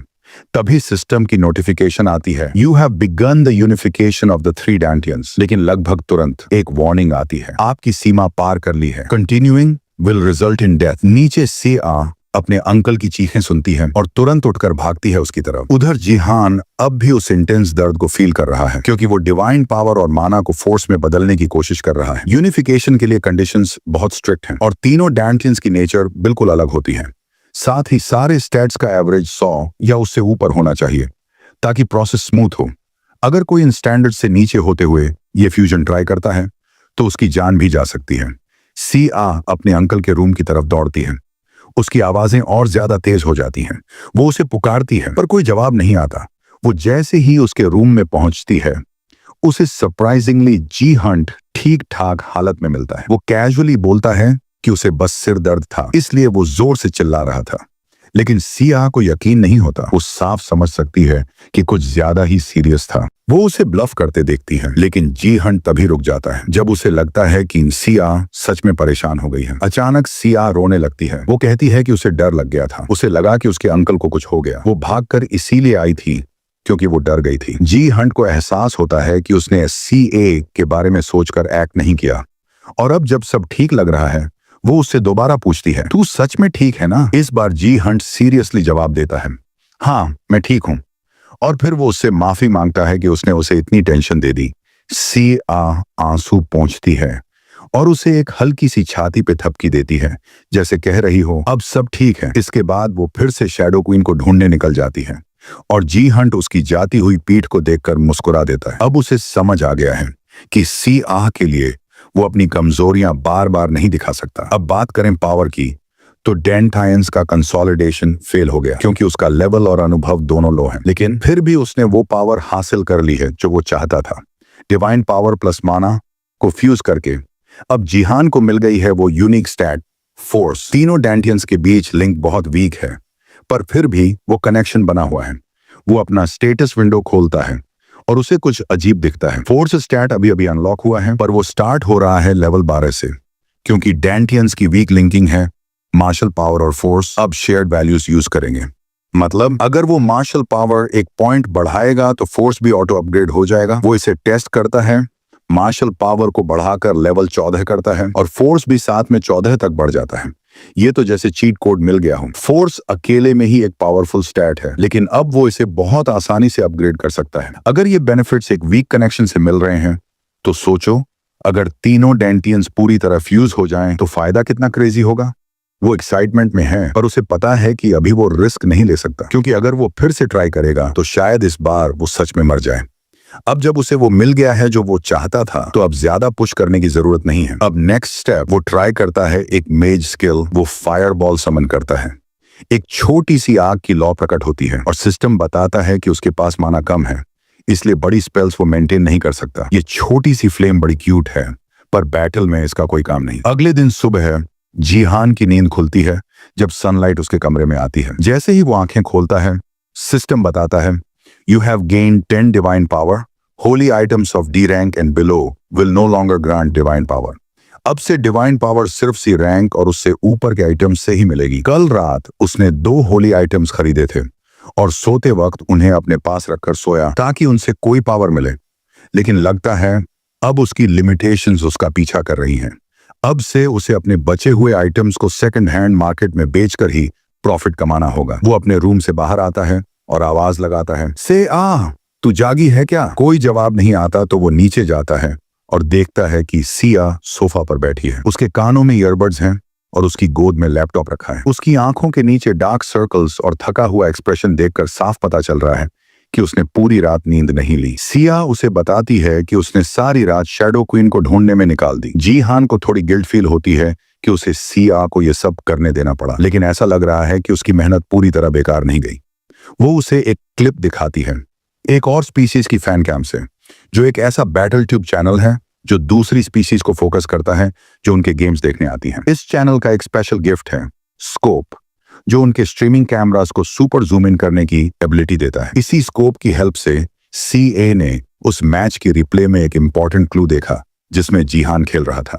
स्पेक्टेटर एरिया में कुछ स्पेशली मेड थ्रोन्स पर 2 एल्व्स बैठी थीं, जो अपनी रॉयल अपीयरेंस से पूरी तरह किसी क्वीन जैसी लग रही थी।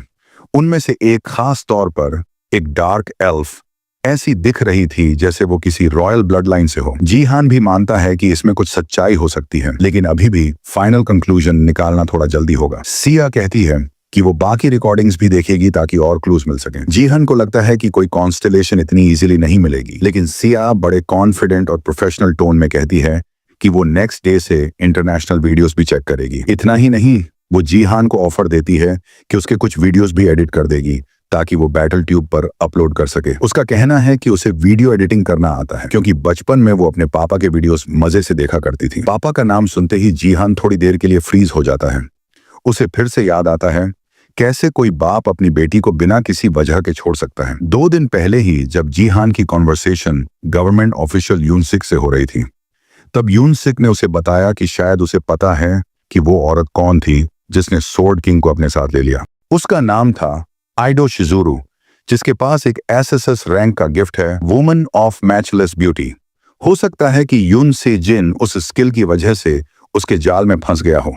यही गवर्नमेंट भी मानती है। जीहन के लिए ये एक नया शौक था, लेकिन बात यही खत्म नहीं हुई। यून सिक ने उसे वार्न किया कि ये स्किल सिर्फ माइंड कंट्रोल तक सीमित नहीं है, बल्कि ये किसी के थॉट्स तक को मोल्ड कर सकती है। ऐसे कई केसेस हुए हैं जहां कोरियन राइजिंग स्टार्स ने जापान की सिटीजनशिप ले ली, और अब गवर्नमेंट को शक है कि शायद ये सब इसी स्किल का रिजल्ट हो। अगर इस स्किल की कोई लिमिटेशंस नहीं है, तो ये औरत कभी भी फिर से सामने आ सकती है किसी और पावरफुल प्लेयर को टारगेट करने के लिए। उस कॉन्वर्सेशन के बाद जीहान ने इंटरनेट पर आइडो शिजुरू के बारे में और इन्फो सर्च की, लेकिन ऐसा लग रहा था कि किसी ने उसके सारे ट्रेसेस ही मिटा दिए हों। ऑलमोस्ट कुछ भी अवेलेबल नहीं था। शायद जापान बहुत केयरफुल तरीके से उसे छुपा रहा है। अगर यूनसिक की बात सच है, तो जीहान को अब बहुत ज्यादा केयरफुल रहना होगा। हो सकता है कि वो लोग ऑलरेडी अपने नेक्स्ट स्टेप की तैयारी कर चुके हों। इसी बीच एक एयरप्लेन कोरियन एयरपोर्ट में लैंड करता है। उसके विंग पर साफ लिखा है नियो सेल्फ डिफेंस फोर्स। कुछ समय बीतता है और जीहान और सिया की लाइफ में एक और बड़ा मोमेंट आने वाला है। सिया दरवाजे के पास खड़ी है और उसका अंकल अब भी तैयार नहीं हुआ है। अगर वो अब और डिले करते हैं तो इवेंट में लेट हो जाएंगे। फाइनली जीहान रेडी होकर बाहर आता है। उसके बाल स्लीक और पीछे की ओर कोम किए गए हैं और उसने एक शानदार सूट पहना है। इस लुक में वो एकदम किसी सेलिब्रिटी से कम नहीं लग रहा। दोनों एलिवेटर में उतरते हैं और सिया विजिबली नर्वस है। जीहान उसे कामली समझाता है, रिलैक्स, ज्यादा टेंशन मत ले, तूने कुछ गलत नहीं किया है। सिया थोड़ा घबराई हुई है क्योंकि ये उसका पहला ऑफिशियल पब्लिक अपीयरेंस है अपने पापा के स्कैंडल के बाद। लॉबी में जैसे ही एलिवेटर खुलता है, वहां पहले से मीडिया और गेस्ट्स की भारी भीड़ लगी हुई है। एलिवेटर से निकलते ही उन्हें पार्क यूनसिक मिलता है, जो कहता है एवरीथिंग रेडी है, आप चाहें तो अभी प्रोसेस शुरू कर सकते हैं। जीहान उसे थैंक्स बोलता है और कहता है कि उसे पूरी उम्मीद है वो पूरा इवेंट स्मूथली मैनेज करेगा।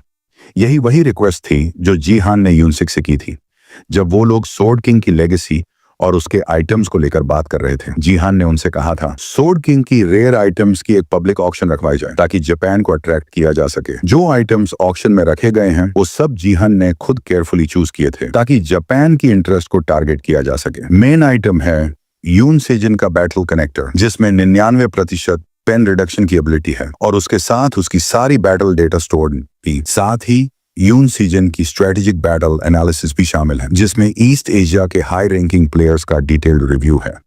कोरिया वर्सेस जापान मैच बहुत ही नजदीक है और ये डेटा अब प्राइसलेस हो गया है। ऑडियंस की हलचल से जीहन को अंदाजा हो जाता है कोई भी इन आइटम्स को छोड़ना नहीं चाहेगा। तभी एक आदमी हाथ उठाता है। जीहन इंस्टेंटली उसे पहचान लेता है। वो है ताकेडा काजुओ, जापान की एनियो सेल्फ डिफेंस फोर्स का रिक्रूटमेंट मैनेजर। ताकेडा काजुओ बिना वक्त गंवाए अनाउंस करता है, हम इन सारे आइटम्स के लिए 5 अरब येन ऑफर करते हैं, और इसके साथ वो जीहान और सिया से एक प्राइवेट मीटिंग की भी रिक्वेस्ट करता है। उसके इरादे तो बिल्कुल साफ थे और उसने जरा भी कोशिश नहीं की है छुपाने की कि वो इस मीटिंग में असल में चाहता क्या है।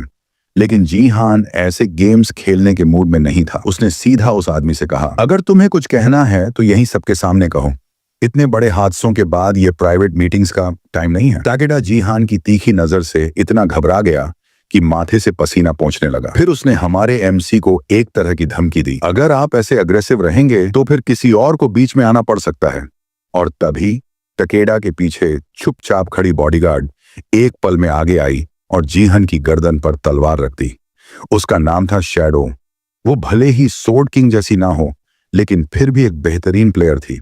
उनकी धमकियां बहुत पोरली डिस्गाइज थीं, लेकिन जीहान को इससे कोई फर्क नहीं पड़ा। ये सब उसके लिए यून सीजिन की एक और घटिया कॉपी थी। और फिर जो हुआ वो एकदम पल भर में हुआ। पहले पल में शैडो की तलवार जीहान के गले पर थी और अगले ही सेकंड जीहान ने उसे सीधे जबड़े पर एक पंच मारा।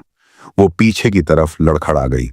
शैडो थोड़ी देर के लिए रुकी, लेकिन फिर गुस्से में आकर तलवार निकालने लगी, लड़ाई के लिए तैयार। लेकिन जीहान ने कामली उसके कंधे पर हाथ रखा और कहा, मत भूलो ये ऑक्शन इस वक्त बैटल ट्यूब पर वर्ल्ड वाइड लाइव स्ट्रीम हो रहा है, तुम्हारी हर हरकत सब देख रहे हैं। ये सुनकर शैडो थोड़ी रुकती है और ताकेडा हंसते हुए हाथ हिलाकर माहौल को नॉर्मल करने की कोशिश करता है। फिर वो अपनी बॉडीगार्ड की तरफ से पर्सनली माफी मांगता है, लेकिन इसके बाद भी वो अपना ऑफर वापस नहीं लेता। 5 अरब येन की बोली फिर से कंफर्म करता है और इंसिस्ट करता है कि इसमें वो प्राइवेट मीटिंग भी शामिल होनी चाहिए जो उसने पहले मांगी थी। इस बार वो चाहता है कि सीहा खुद जवाब दे। आखिरकार इस वक्त सोर्ड किंग की सारी बिलोंगिंग्स उसी की हैं, असली मालिक वही है। वो जीहान को इग्नोर करता है और सीधा सीहा के पास जाकर कहता है, ये मीटिंग सिर्फ तुम्हारे लिए है। तुम्हें जानना चाहिए कि तुम्हारे पापा कहाँ हैं। मैं तुम्हारे हर सवाल का जवाब दूंगा। सीहा हिचकिचाती है, जवाब देने में स्ट्रगल करती है, लेकिन टकेडा को पूरा यकीन होता है कि वो हाँ कहेगी। अपने फादर से मिलने का मौका कोई नहीं छोड़ता। वो मन ही मन यही सोच रहा था, लेकिन सेहा ने साफ मना कर दिया। उसका जवाब इतना ब्लंट था कि टकेडा को ऐसा लगा जैसे उसके चेहरे से पिक्सल्स उड़ गए हों। उसे यकीन ही नहीं हुआ कि कोई लड़की सिर्फ एक प्राइवेट मीटिंग के लिए 5 अरब येन छोड़ सकती है, जो कोरियन करेंसी में 50 अरब वॉन बनते हैं। लेकिन सीहा जानती थी कि जीहन सही है। आज के हालात में उन्हें बहुत केयरफुल रहना होगा, और अगर उसके पापा सिर्फ पैसे देकर बात करना चाहते हैं तो सीहा को उनसे कुछ भी नहीं जानना। साथ ही वो अभी माइनर है, तो एंड में फैसला जीहान का ही होगा। बाकी ऑडियंस ने राहत की सांस ली, क्योंकि उन्हें लगा था कि ये वैल्यूएबल आइटम्स शायद जापान को ही बेच दी जाएंगी। लेकिन अब भी वो लोग पूरी तरह रिलैक्स नहीं हो सकते, क्योंकि एनईओ सेल्फ डिफेंस फोर्स अभी भी कोई रिडिकुलस अमाउंट ऑफर कर सकती है।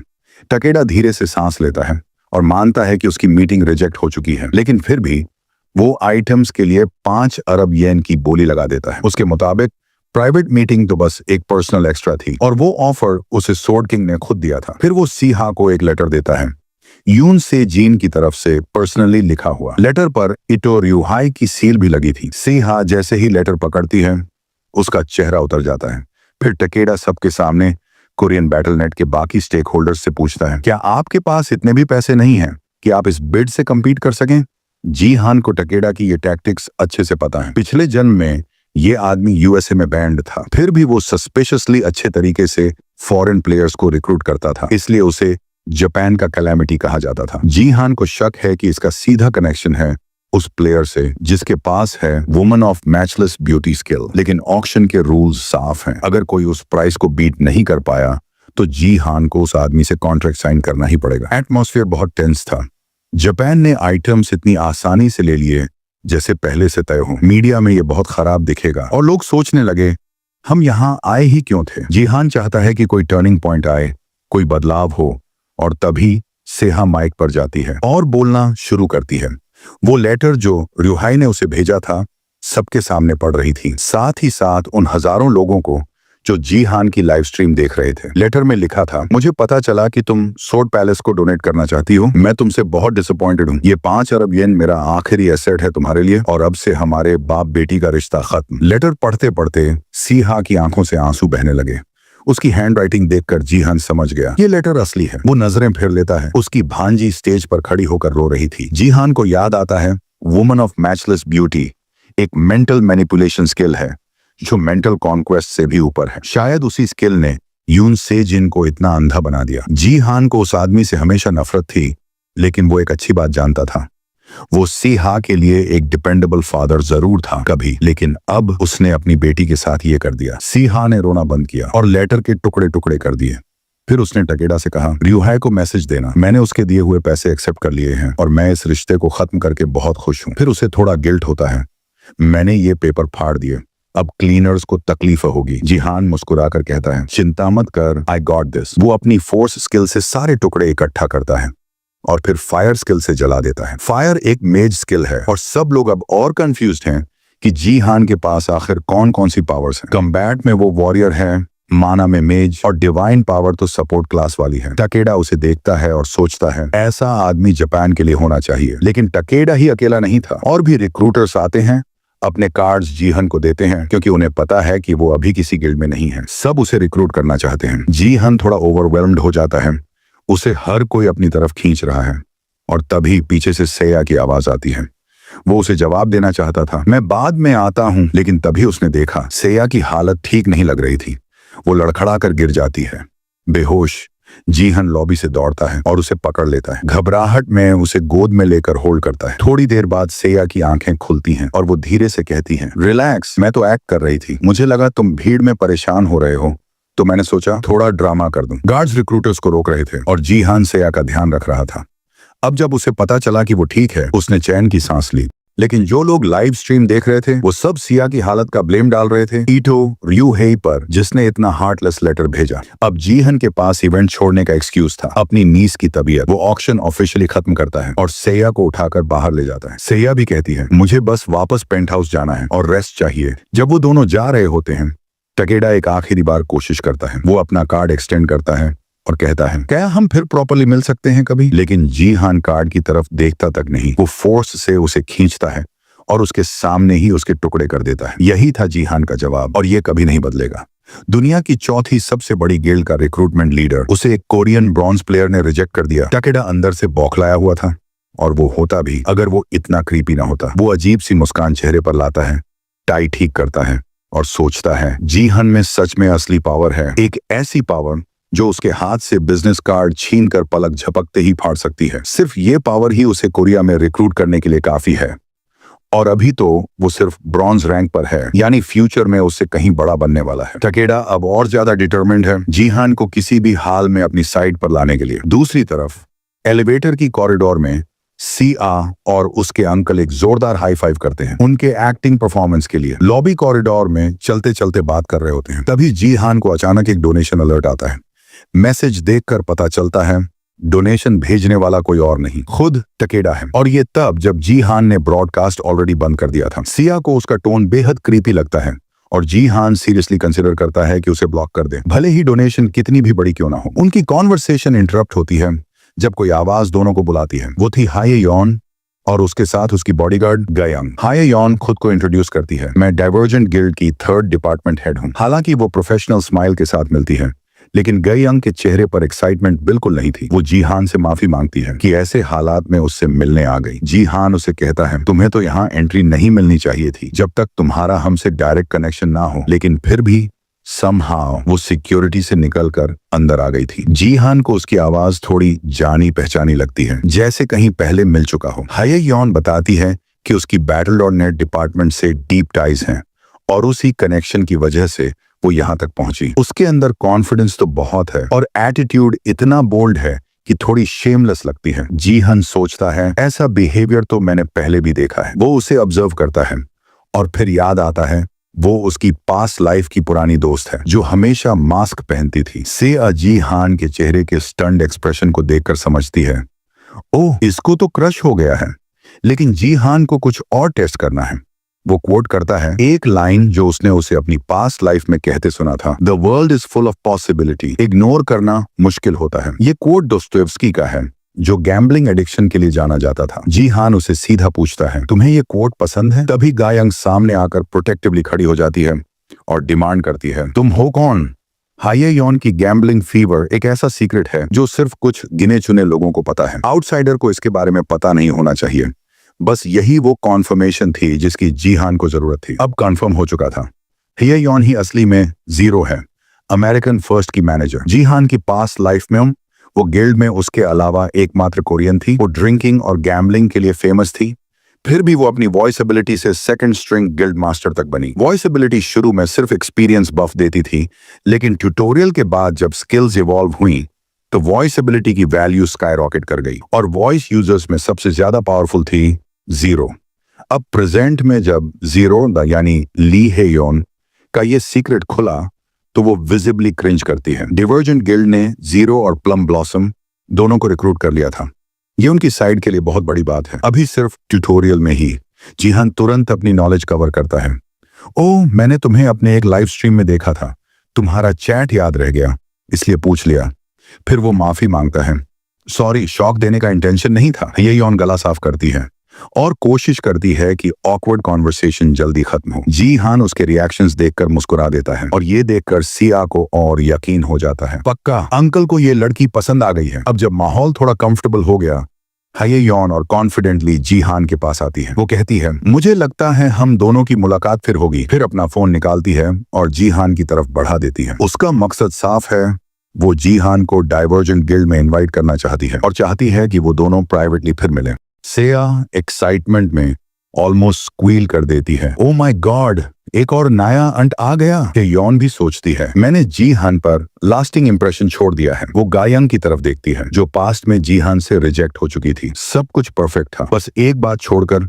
जीहन को अपना मोबाइल नंबर याद नहीं था। वो सिया की तरफ मुड़ता है और कहता है can you give your number instead, लेकिन सिया इसे मिसअंडरस्टैंडिंग कर लेती है। ओह अंकल तो हार्ड टू गेट बन रहे हैं। असलियत में ऐसा कुछ नहीं था, लेकिन सिया समझती है कि जीहन के माइंड में कोई बड़ा प्लान है, तो वो फिर से फेक डिजी होने का नाटक करती है। मुझे चक्कर आ रहे हैं। जीहन सिचुएशन समझता है और पोलाइटली हेयोन से माफी मांगता है। सॉरी, आप मुझे अपना बिजनेस कार्ड दे दीजिए, मैं बाद में कांटेक्ट कर लूंगा। फिर अंकल नीस दोनों पेंट हाउस की तरफ वापस जाने लगते हैं और सेया को पूरी तरह यकीन हो जाता है अंकल तो अब प्लेबॉय बन चुके हैं। उधर गायंग और हेयोन भी बिल्डिंग से बाहर निकलती है। गायंग दिखाई दे रही होती है। हेयोन कहती है छोड़ो यार, हंस लो वरना तुम गुस्से में ब्लास्ट कर दोगी। एलिवेटर में वापस पेंट हाउस जाते हुए सिया एक इंटरेस्टिंग बात कहती है मैंने कभी इमेजिन नहीं किया था कि आप अपने डैड के कपड़े पहनोगे। जीहन कहता है मीर खुद के कपड़े अब फिट नहीं आते और कपड़ों का क्या कसूर, गलती उस आदमी की है और अगर मुझ पे अच्छे लगते हैं तो दैट्स ऑल दैट मैटर्स। फिर सिया टीजिंगली पूछती है और उस लड़की से क्या बात थी, तुमने उसे क्यों कहा कि तुम्हें अपना फोन नंबर याद नहीं। जीहन जेन्युइनली कंफ्यूज्ड दिखता है। क्या, ऐसा कब कहा मैंने। सिया उसे स्कोल्ड करती है चाचा इतने भी इनोसेंट मत बनो। लेकिन जीहन बिल्कुल कामली कहता है नहीं सीरियसली, मुझे सच में अपना नंबर याद नहीं है। बाद में एक और मिशन शुरू होने वाली होती है, फिर से वही टावर डिफेंस मिशन। ऑब्जेक्टिव वही है, क्रिस्टल को बचाओ और ज़ॉम्बी मॉब से सरवाइव करो। लेकिन जीहन मेंटली प्रिपेयर्ड नहीं है क्योंकि सिया को बहुत देर तक समझाने में टाइम चला गया। जब उसने ये अस्यूम कर लिया था कि उसने जीहान की रोमांटिक अपॉर्चुनिटी डिस्ट्रॉय कर दी, उसे गलत फहमी हो गई थी कि जीहान को ली हाईएऑन पसंद है, जबकि जीहान को एक गैम्बलर से कोई रोमांटिक फीलिंग नहीं है। भले ही वो उसके लिए कुछ भी महसूस करता हो या नहीं, उसने कभी इमेजिन नहीं किया था कि जीरो से फिर कभी यूं मिलना होगा। पास्ट लाइफ में वो दोनों सिर्फ इसीलिए दोस्त बन पाए थे क्योंकि वो दोनों ही एक ही देश से थे। छुट्टी के दिनों में वो लोग टाइम पास करने के लिए स्पोर्ट्स पर बैटिंग किया करते थे। जीरो को बेट्स का इतना ऑब्सेशन था कि हारने के बाद भी वो रुकी नहीं, बार बार हार के बाद भी। इन्हीं मोमेंट्स में जब वो दोनों एक दूसरे के बहुत करीब थे, जीहान ने पहली बार वो कोट सुनी थी जो जीरो को बहुत पसंद थी। जीरो के चेहरे पर एक पुराना स्कार था जिसे वो मिटाना नहीं चाहती थी। वो कहती थी ये उस डील की कीमत है जो मैंने शैतान से की थी। उन दोनों में बहुत कुछ कॉमन था, भले ही वो बस रेफ्यूजीज ही क्यों ना हो, और शायद इसी वजह से वो दोनों अच्छे दोस्त बन गए। सबसे बड़ी चीज जो उन दोनों में कॉमन थी, गिल्ट, खुद से नफरत और उस रिग्रेट का बोझ कि वो अपने चाहने वालों को बचा नहीं पाए। जीहान धीरे से अपना सिर झुका लेता है जैसे सारी पुरानी यादें एक साथ वापस लौट आई हों। पर तभी उसके स्ट्रीम पर आने वाले हजारों कमेंट्स उसे वापस रियलिटी में खींच लाते हैं। व्यूअर्स नोटिस करते हैं कि जीहान के हाथ में जो सोर्ड है वो पहली बार कोई नॉर्मल वेपन लेकर आया है Battle.net में। ये वेपन है सी रैंक अर्क पॉन्टिफ की हॉर्स स्लेइंग स्वॉर्ड। सी रैंक होने के बावजूद जीहान ने इसे सरप्राइजिंग सस्ते में हासिल कर लिया था, लेकिन अब जब वो इसे अपने हाथ में पकड़ता है उसे समझ आता है कि ये इतनी चीप क्यों थी। ये तलवार बहुत बड़ी है, बहुत हैवी, आम लोग इसे संभाल ही नहीं सकते, लेकिन जीहान के लिए सरप्राइजिंगली इजी है इसे हैंडल करना।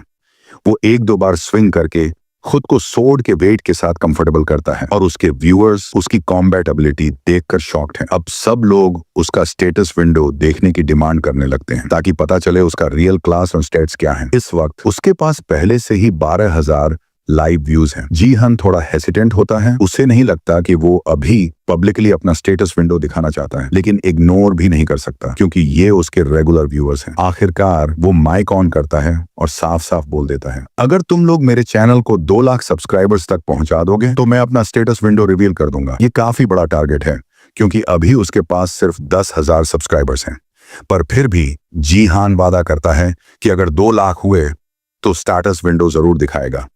फिर वो एक और इंटरेस्टिंग कंडीशन ऐड करता है ताकि लोग ज्यादा कंप्लेन ना करें। अगर मैं किसी भी मैच में फर्स्ट प्लेस नहीं ला पाया तो उसी वक्त मैं अपना स्टेटस विंडो रिवील कर दूंगा। ऑडियंस को डील इंटरेस्टिंग लगती है और अब सब लोग इस चैलेंज में और भी ज्यादा इन्वेस्टेड हो जाते हैं। सबको लगता है बस जीहान को किसी ट्रोल के साथ मैच कर दो, गेम वहीं खत्म हो जाएगा। और जैसे ही वो सोचते हैं बाकी के 3 प्लेयर्स समन हो जाते हैं। जीहान उन्हें देखकर डिसबिलीफ में पड़ जाता है। उसके साथ जो 3 लोग आए हैं वो शायद सबसे वर्स्ट टीममेट्स हो सकते हैं।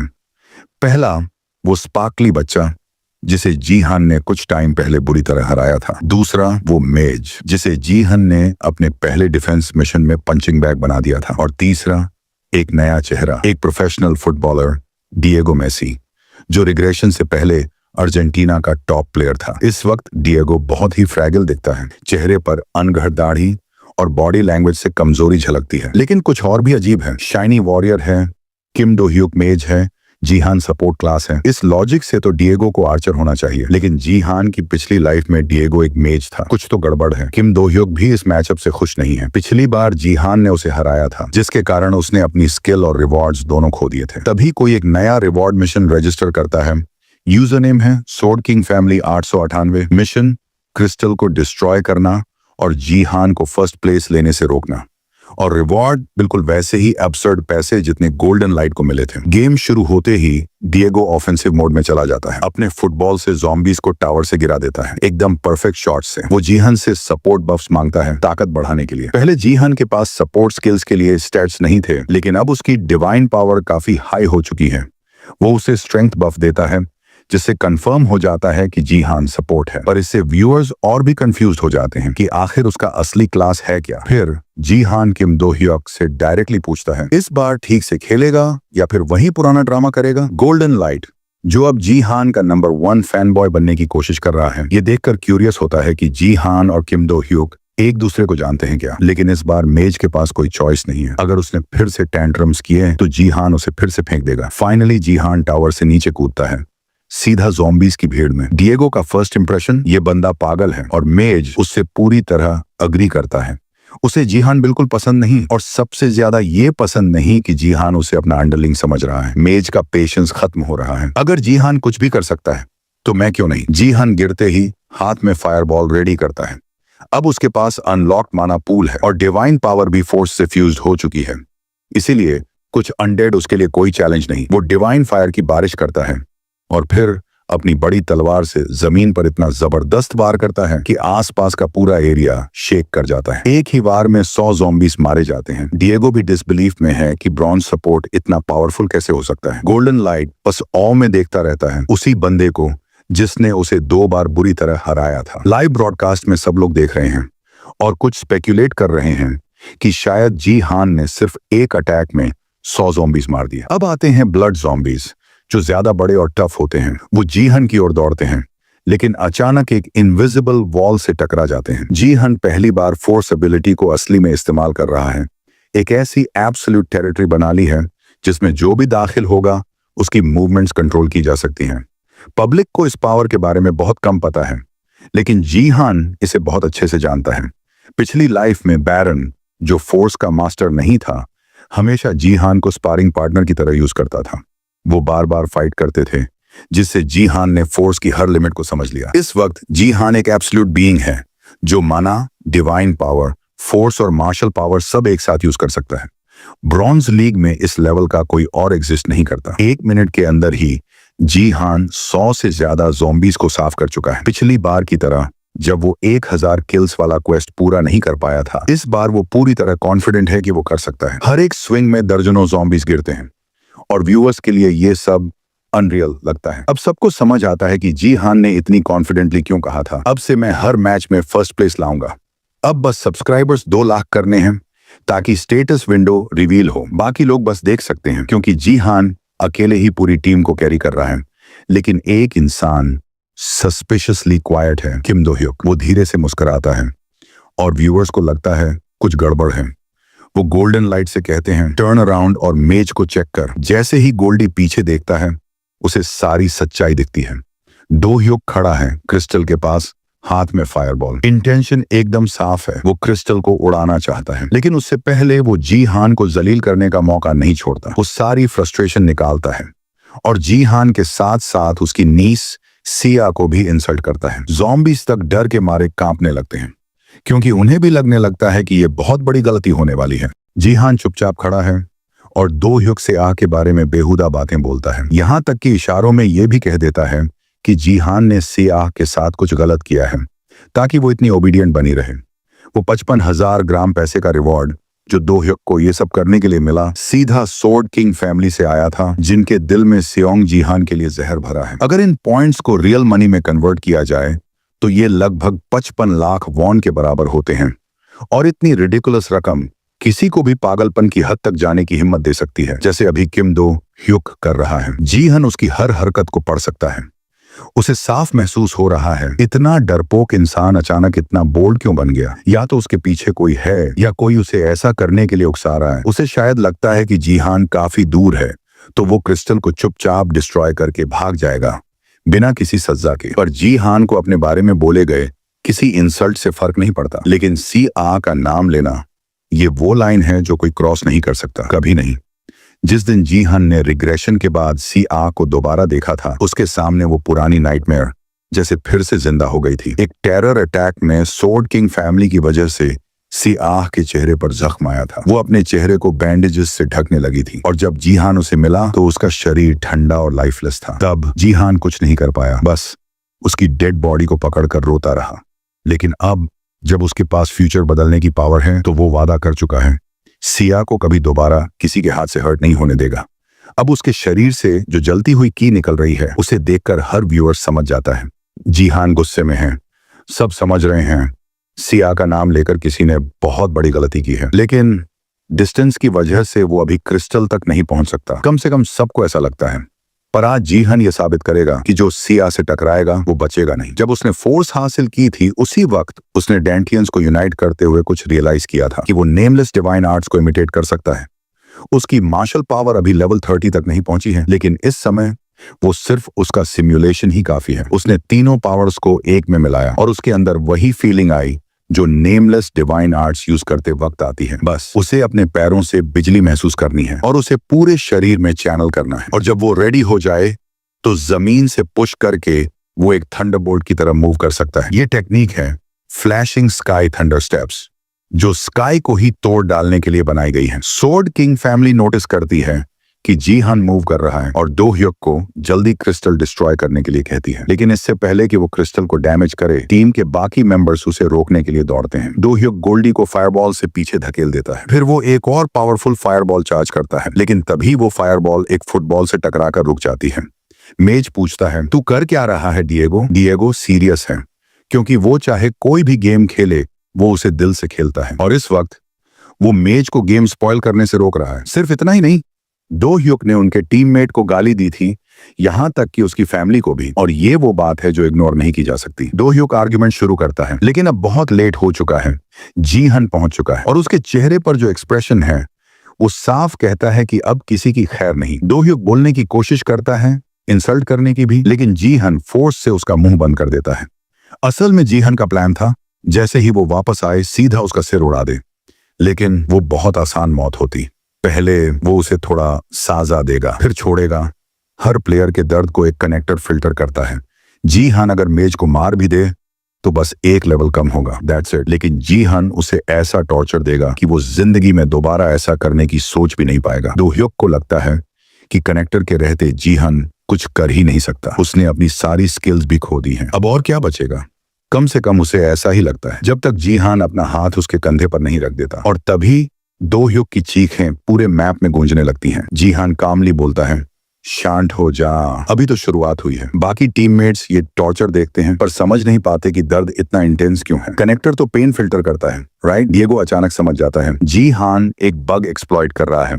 वो कंटिन्यूअसली हीलिंग स्किल्स दे रहा है, जबकि साथ साथ दो ह्युक को फोर्स से अंदर से डैमेज कर रहा है। इससे सिस्टम में ओवरलोड इफेक्ट ट्रिगर हो जाता है और प्लेयर को 100% दर्द महसूस होने लगता है। जीहन फोर्स से उसकी मसल्स फाड़ रहा है, बोन्स तोड़ रहा है। एक रेयर मार्शल आर्ट टेक्निक जो शरीर के अंदर अननोन एनर्जी भेजकर उसे अंदर से तबाह कर देती है। दो ह्युक को समझ नहीं आता कि यह सब हो क्या रहा है, पर उसे लगता है जैसे शरीर में हजारों सुइयां एक साथ चुभ रही हूं। वो चिल्लाकर जीहान से कहता है, प्लीज किल मी। जीहान बिना एक सेकंड गंवाए अपनी तलवार से उसका सिर काट देता है, पर जैसे ही प्लेयर मरता है जीहान रिवाइवल लोकेशन ट्रैक करता है, और जैसे ही वो दोबारा रिवाइव होता है जीहान फिर से टॉर्चर शुरू कर देता है। इस बार दर्द इतना ज्यादा है कि दो ह्युक शॉक से मर जाता है। व्यूअर्स अब थोड़ा अनकंफर्टेबल फील करने लगते हैं।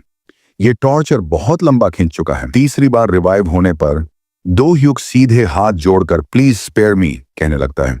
जी हान उसकी तरफ धीरे धीरे चलता है। अब ये टॉर्चर हद पार कर चुका है और सिया को बीच में आना पड़ता है। वो अपने अंकल को रोकती है। अगर उसने ये टॉर्चर जारी रखा तो उसके सारे सब्सक्राइबर्स भी उसे छोड़ सकते हैं। जीहन अब भी सेटिस्फाइड नहीं है, लेकिन सी आह की वजह से वो खुद को रोक लेता है। अभी शांति का दौर है और इतना टॉर्चर किसी के लिए सबक बनने के लिए काफी है, लेकिन उसे ये भी जानना है कि ये बेवकूफी करने के लिए डोह्युक को भेजा किसने। डोह्युक बिना टाइम वेस्ट किए बताता है उसे स्पॉन्सर करने वाला था sword king family in 98 same family, जिसने उसे बार बार मनी ऑफर करके ट्रैप में डाला। जीहन को पता है सोर्ड किंग फैमिली केपेबल है ऐसा करने की, लेकिन 50,000 जीपी की बेटिंग अकेला कोई नहीं कर सकता। ये कोई इंडिविजुअल नहीं, पूरी की पूरी ऑर्गेनाइजेशन है। अब जब उसे जवाब मिल गया, वो मेज का कॉलर पकड़कर कहता है शुक्र कर सिया ने रोक लिया, नहीं तो। और फिर जीहान उसे स्काई में फेंक देता है सीधा डेथ की तरफ, और उस गिरते हुए मेज की आखिरी चीख होती है थैंक यू सिया। किम दो ह्युक अब फाइनल बार मर चुका है, परमानेंटली गेम से एलिमिनेट हो चुका है। इस लेजेंडरी ट्रोल स्लेइंग के लिए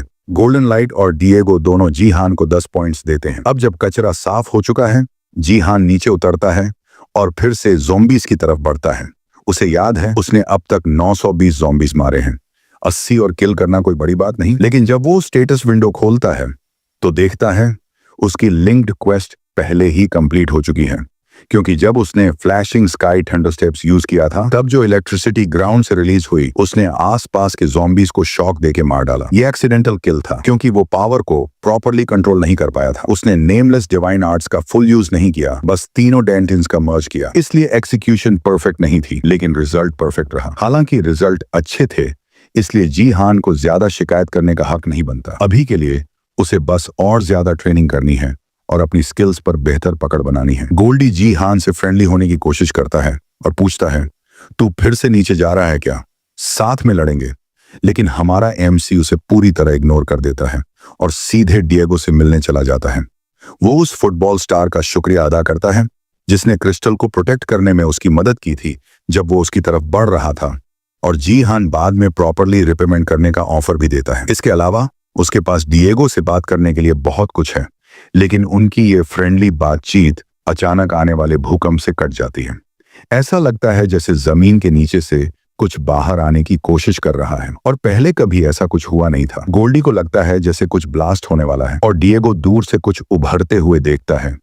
वो एक जायंट हैंड जैसा दिखता है जिसके अंदर मुंह है और जो जमीन को फाड़ के बाहर आ रहा है। ये एक ऐसा मॉन्स्टर है जिसे जीहान ने भी पहले कभी नहीं देखा, और इसकी वाइब बहुत ही ज्यादा डरावनी है। इसके आते ही ज़ॉम्बीज में एक नई एनर्जी आ जाती है और लगने लगता है कि सब कुछ पागलपन की हद तक जाने वाला है। जैसे ही ज़ॉम्बीज उन पर चार्ज करते हैं, वो मॉन्स्टर हैंड दहाड़ता है और उसकी आवाज इतनी तेज होती है कि जीहान तक कुछ पल के लिए जम जाता है। लेकिन ऐसा नहीं लग रहा कि वो ज़ॉम्बीज को चार्ज कर रहा है, बल्कि वो तो उन्हें चबा रहा है और खा रहा है।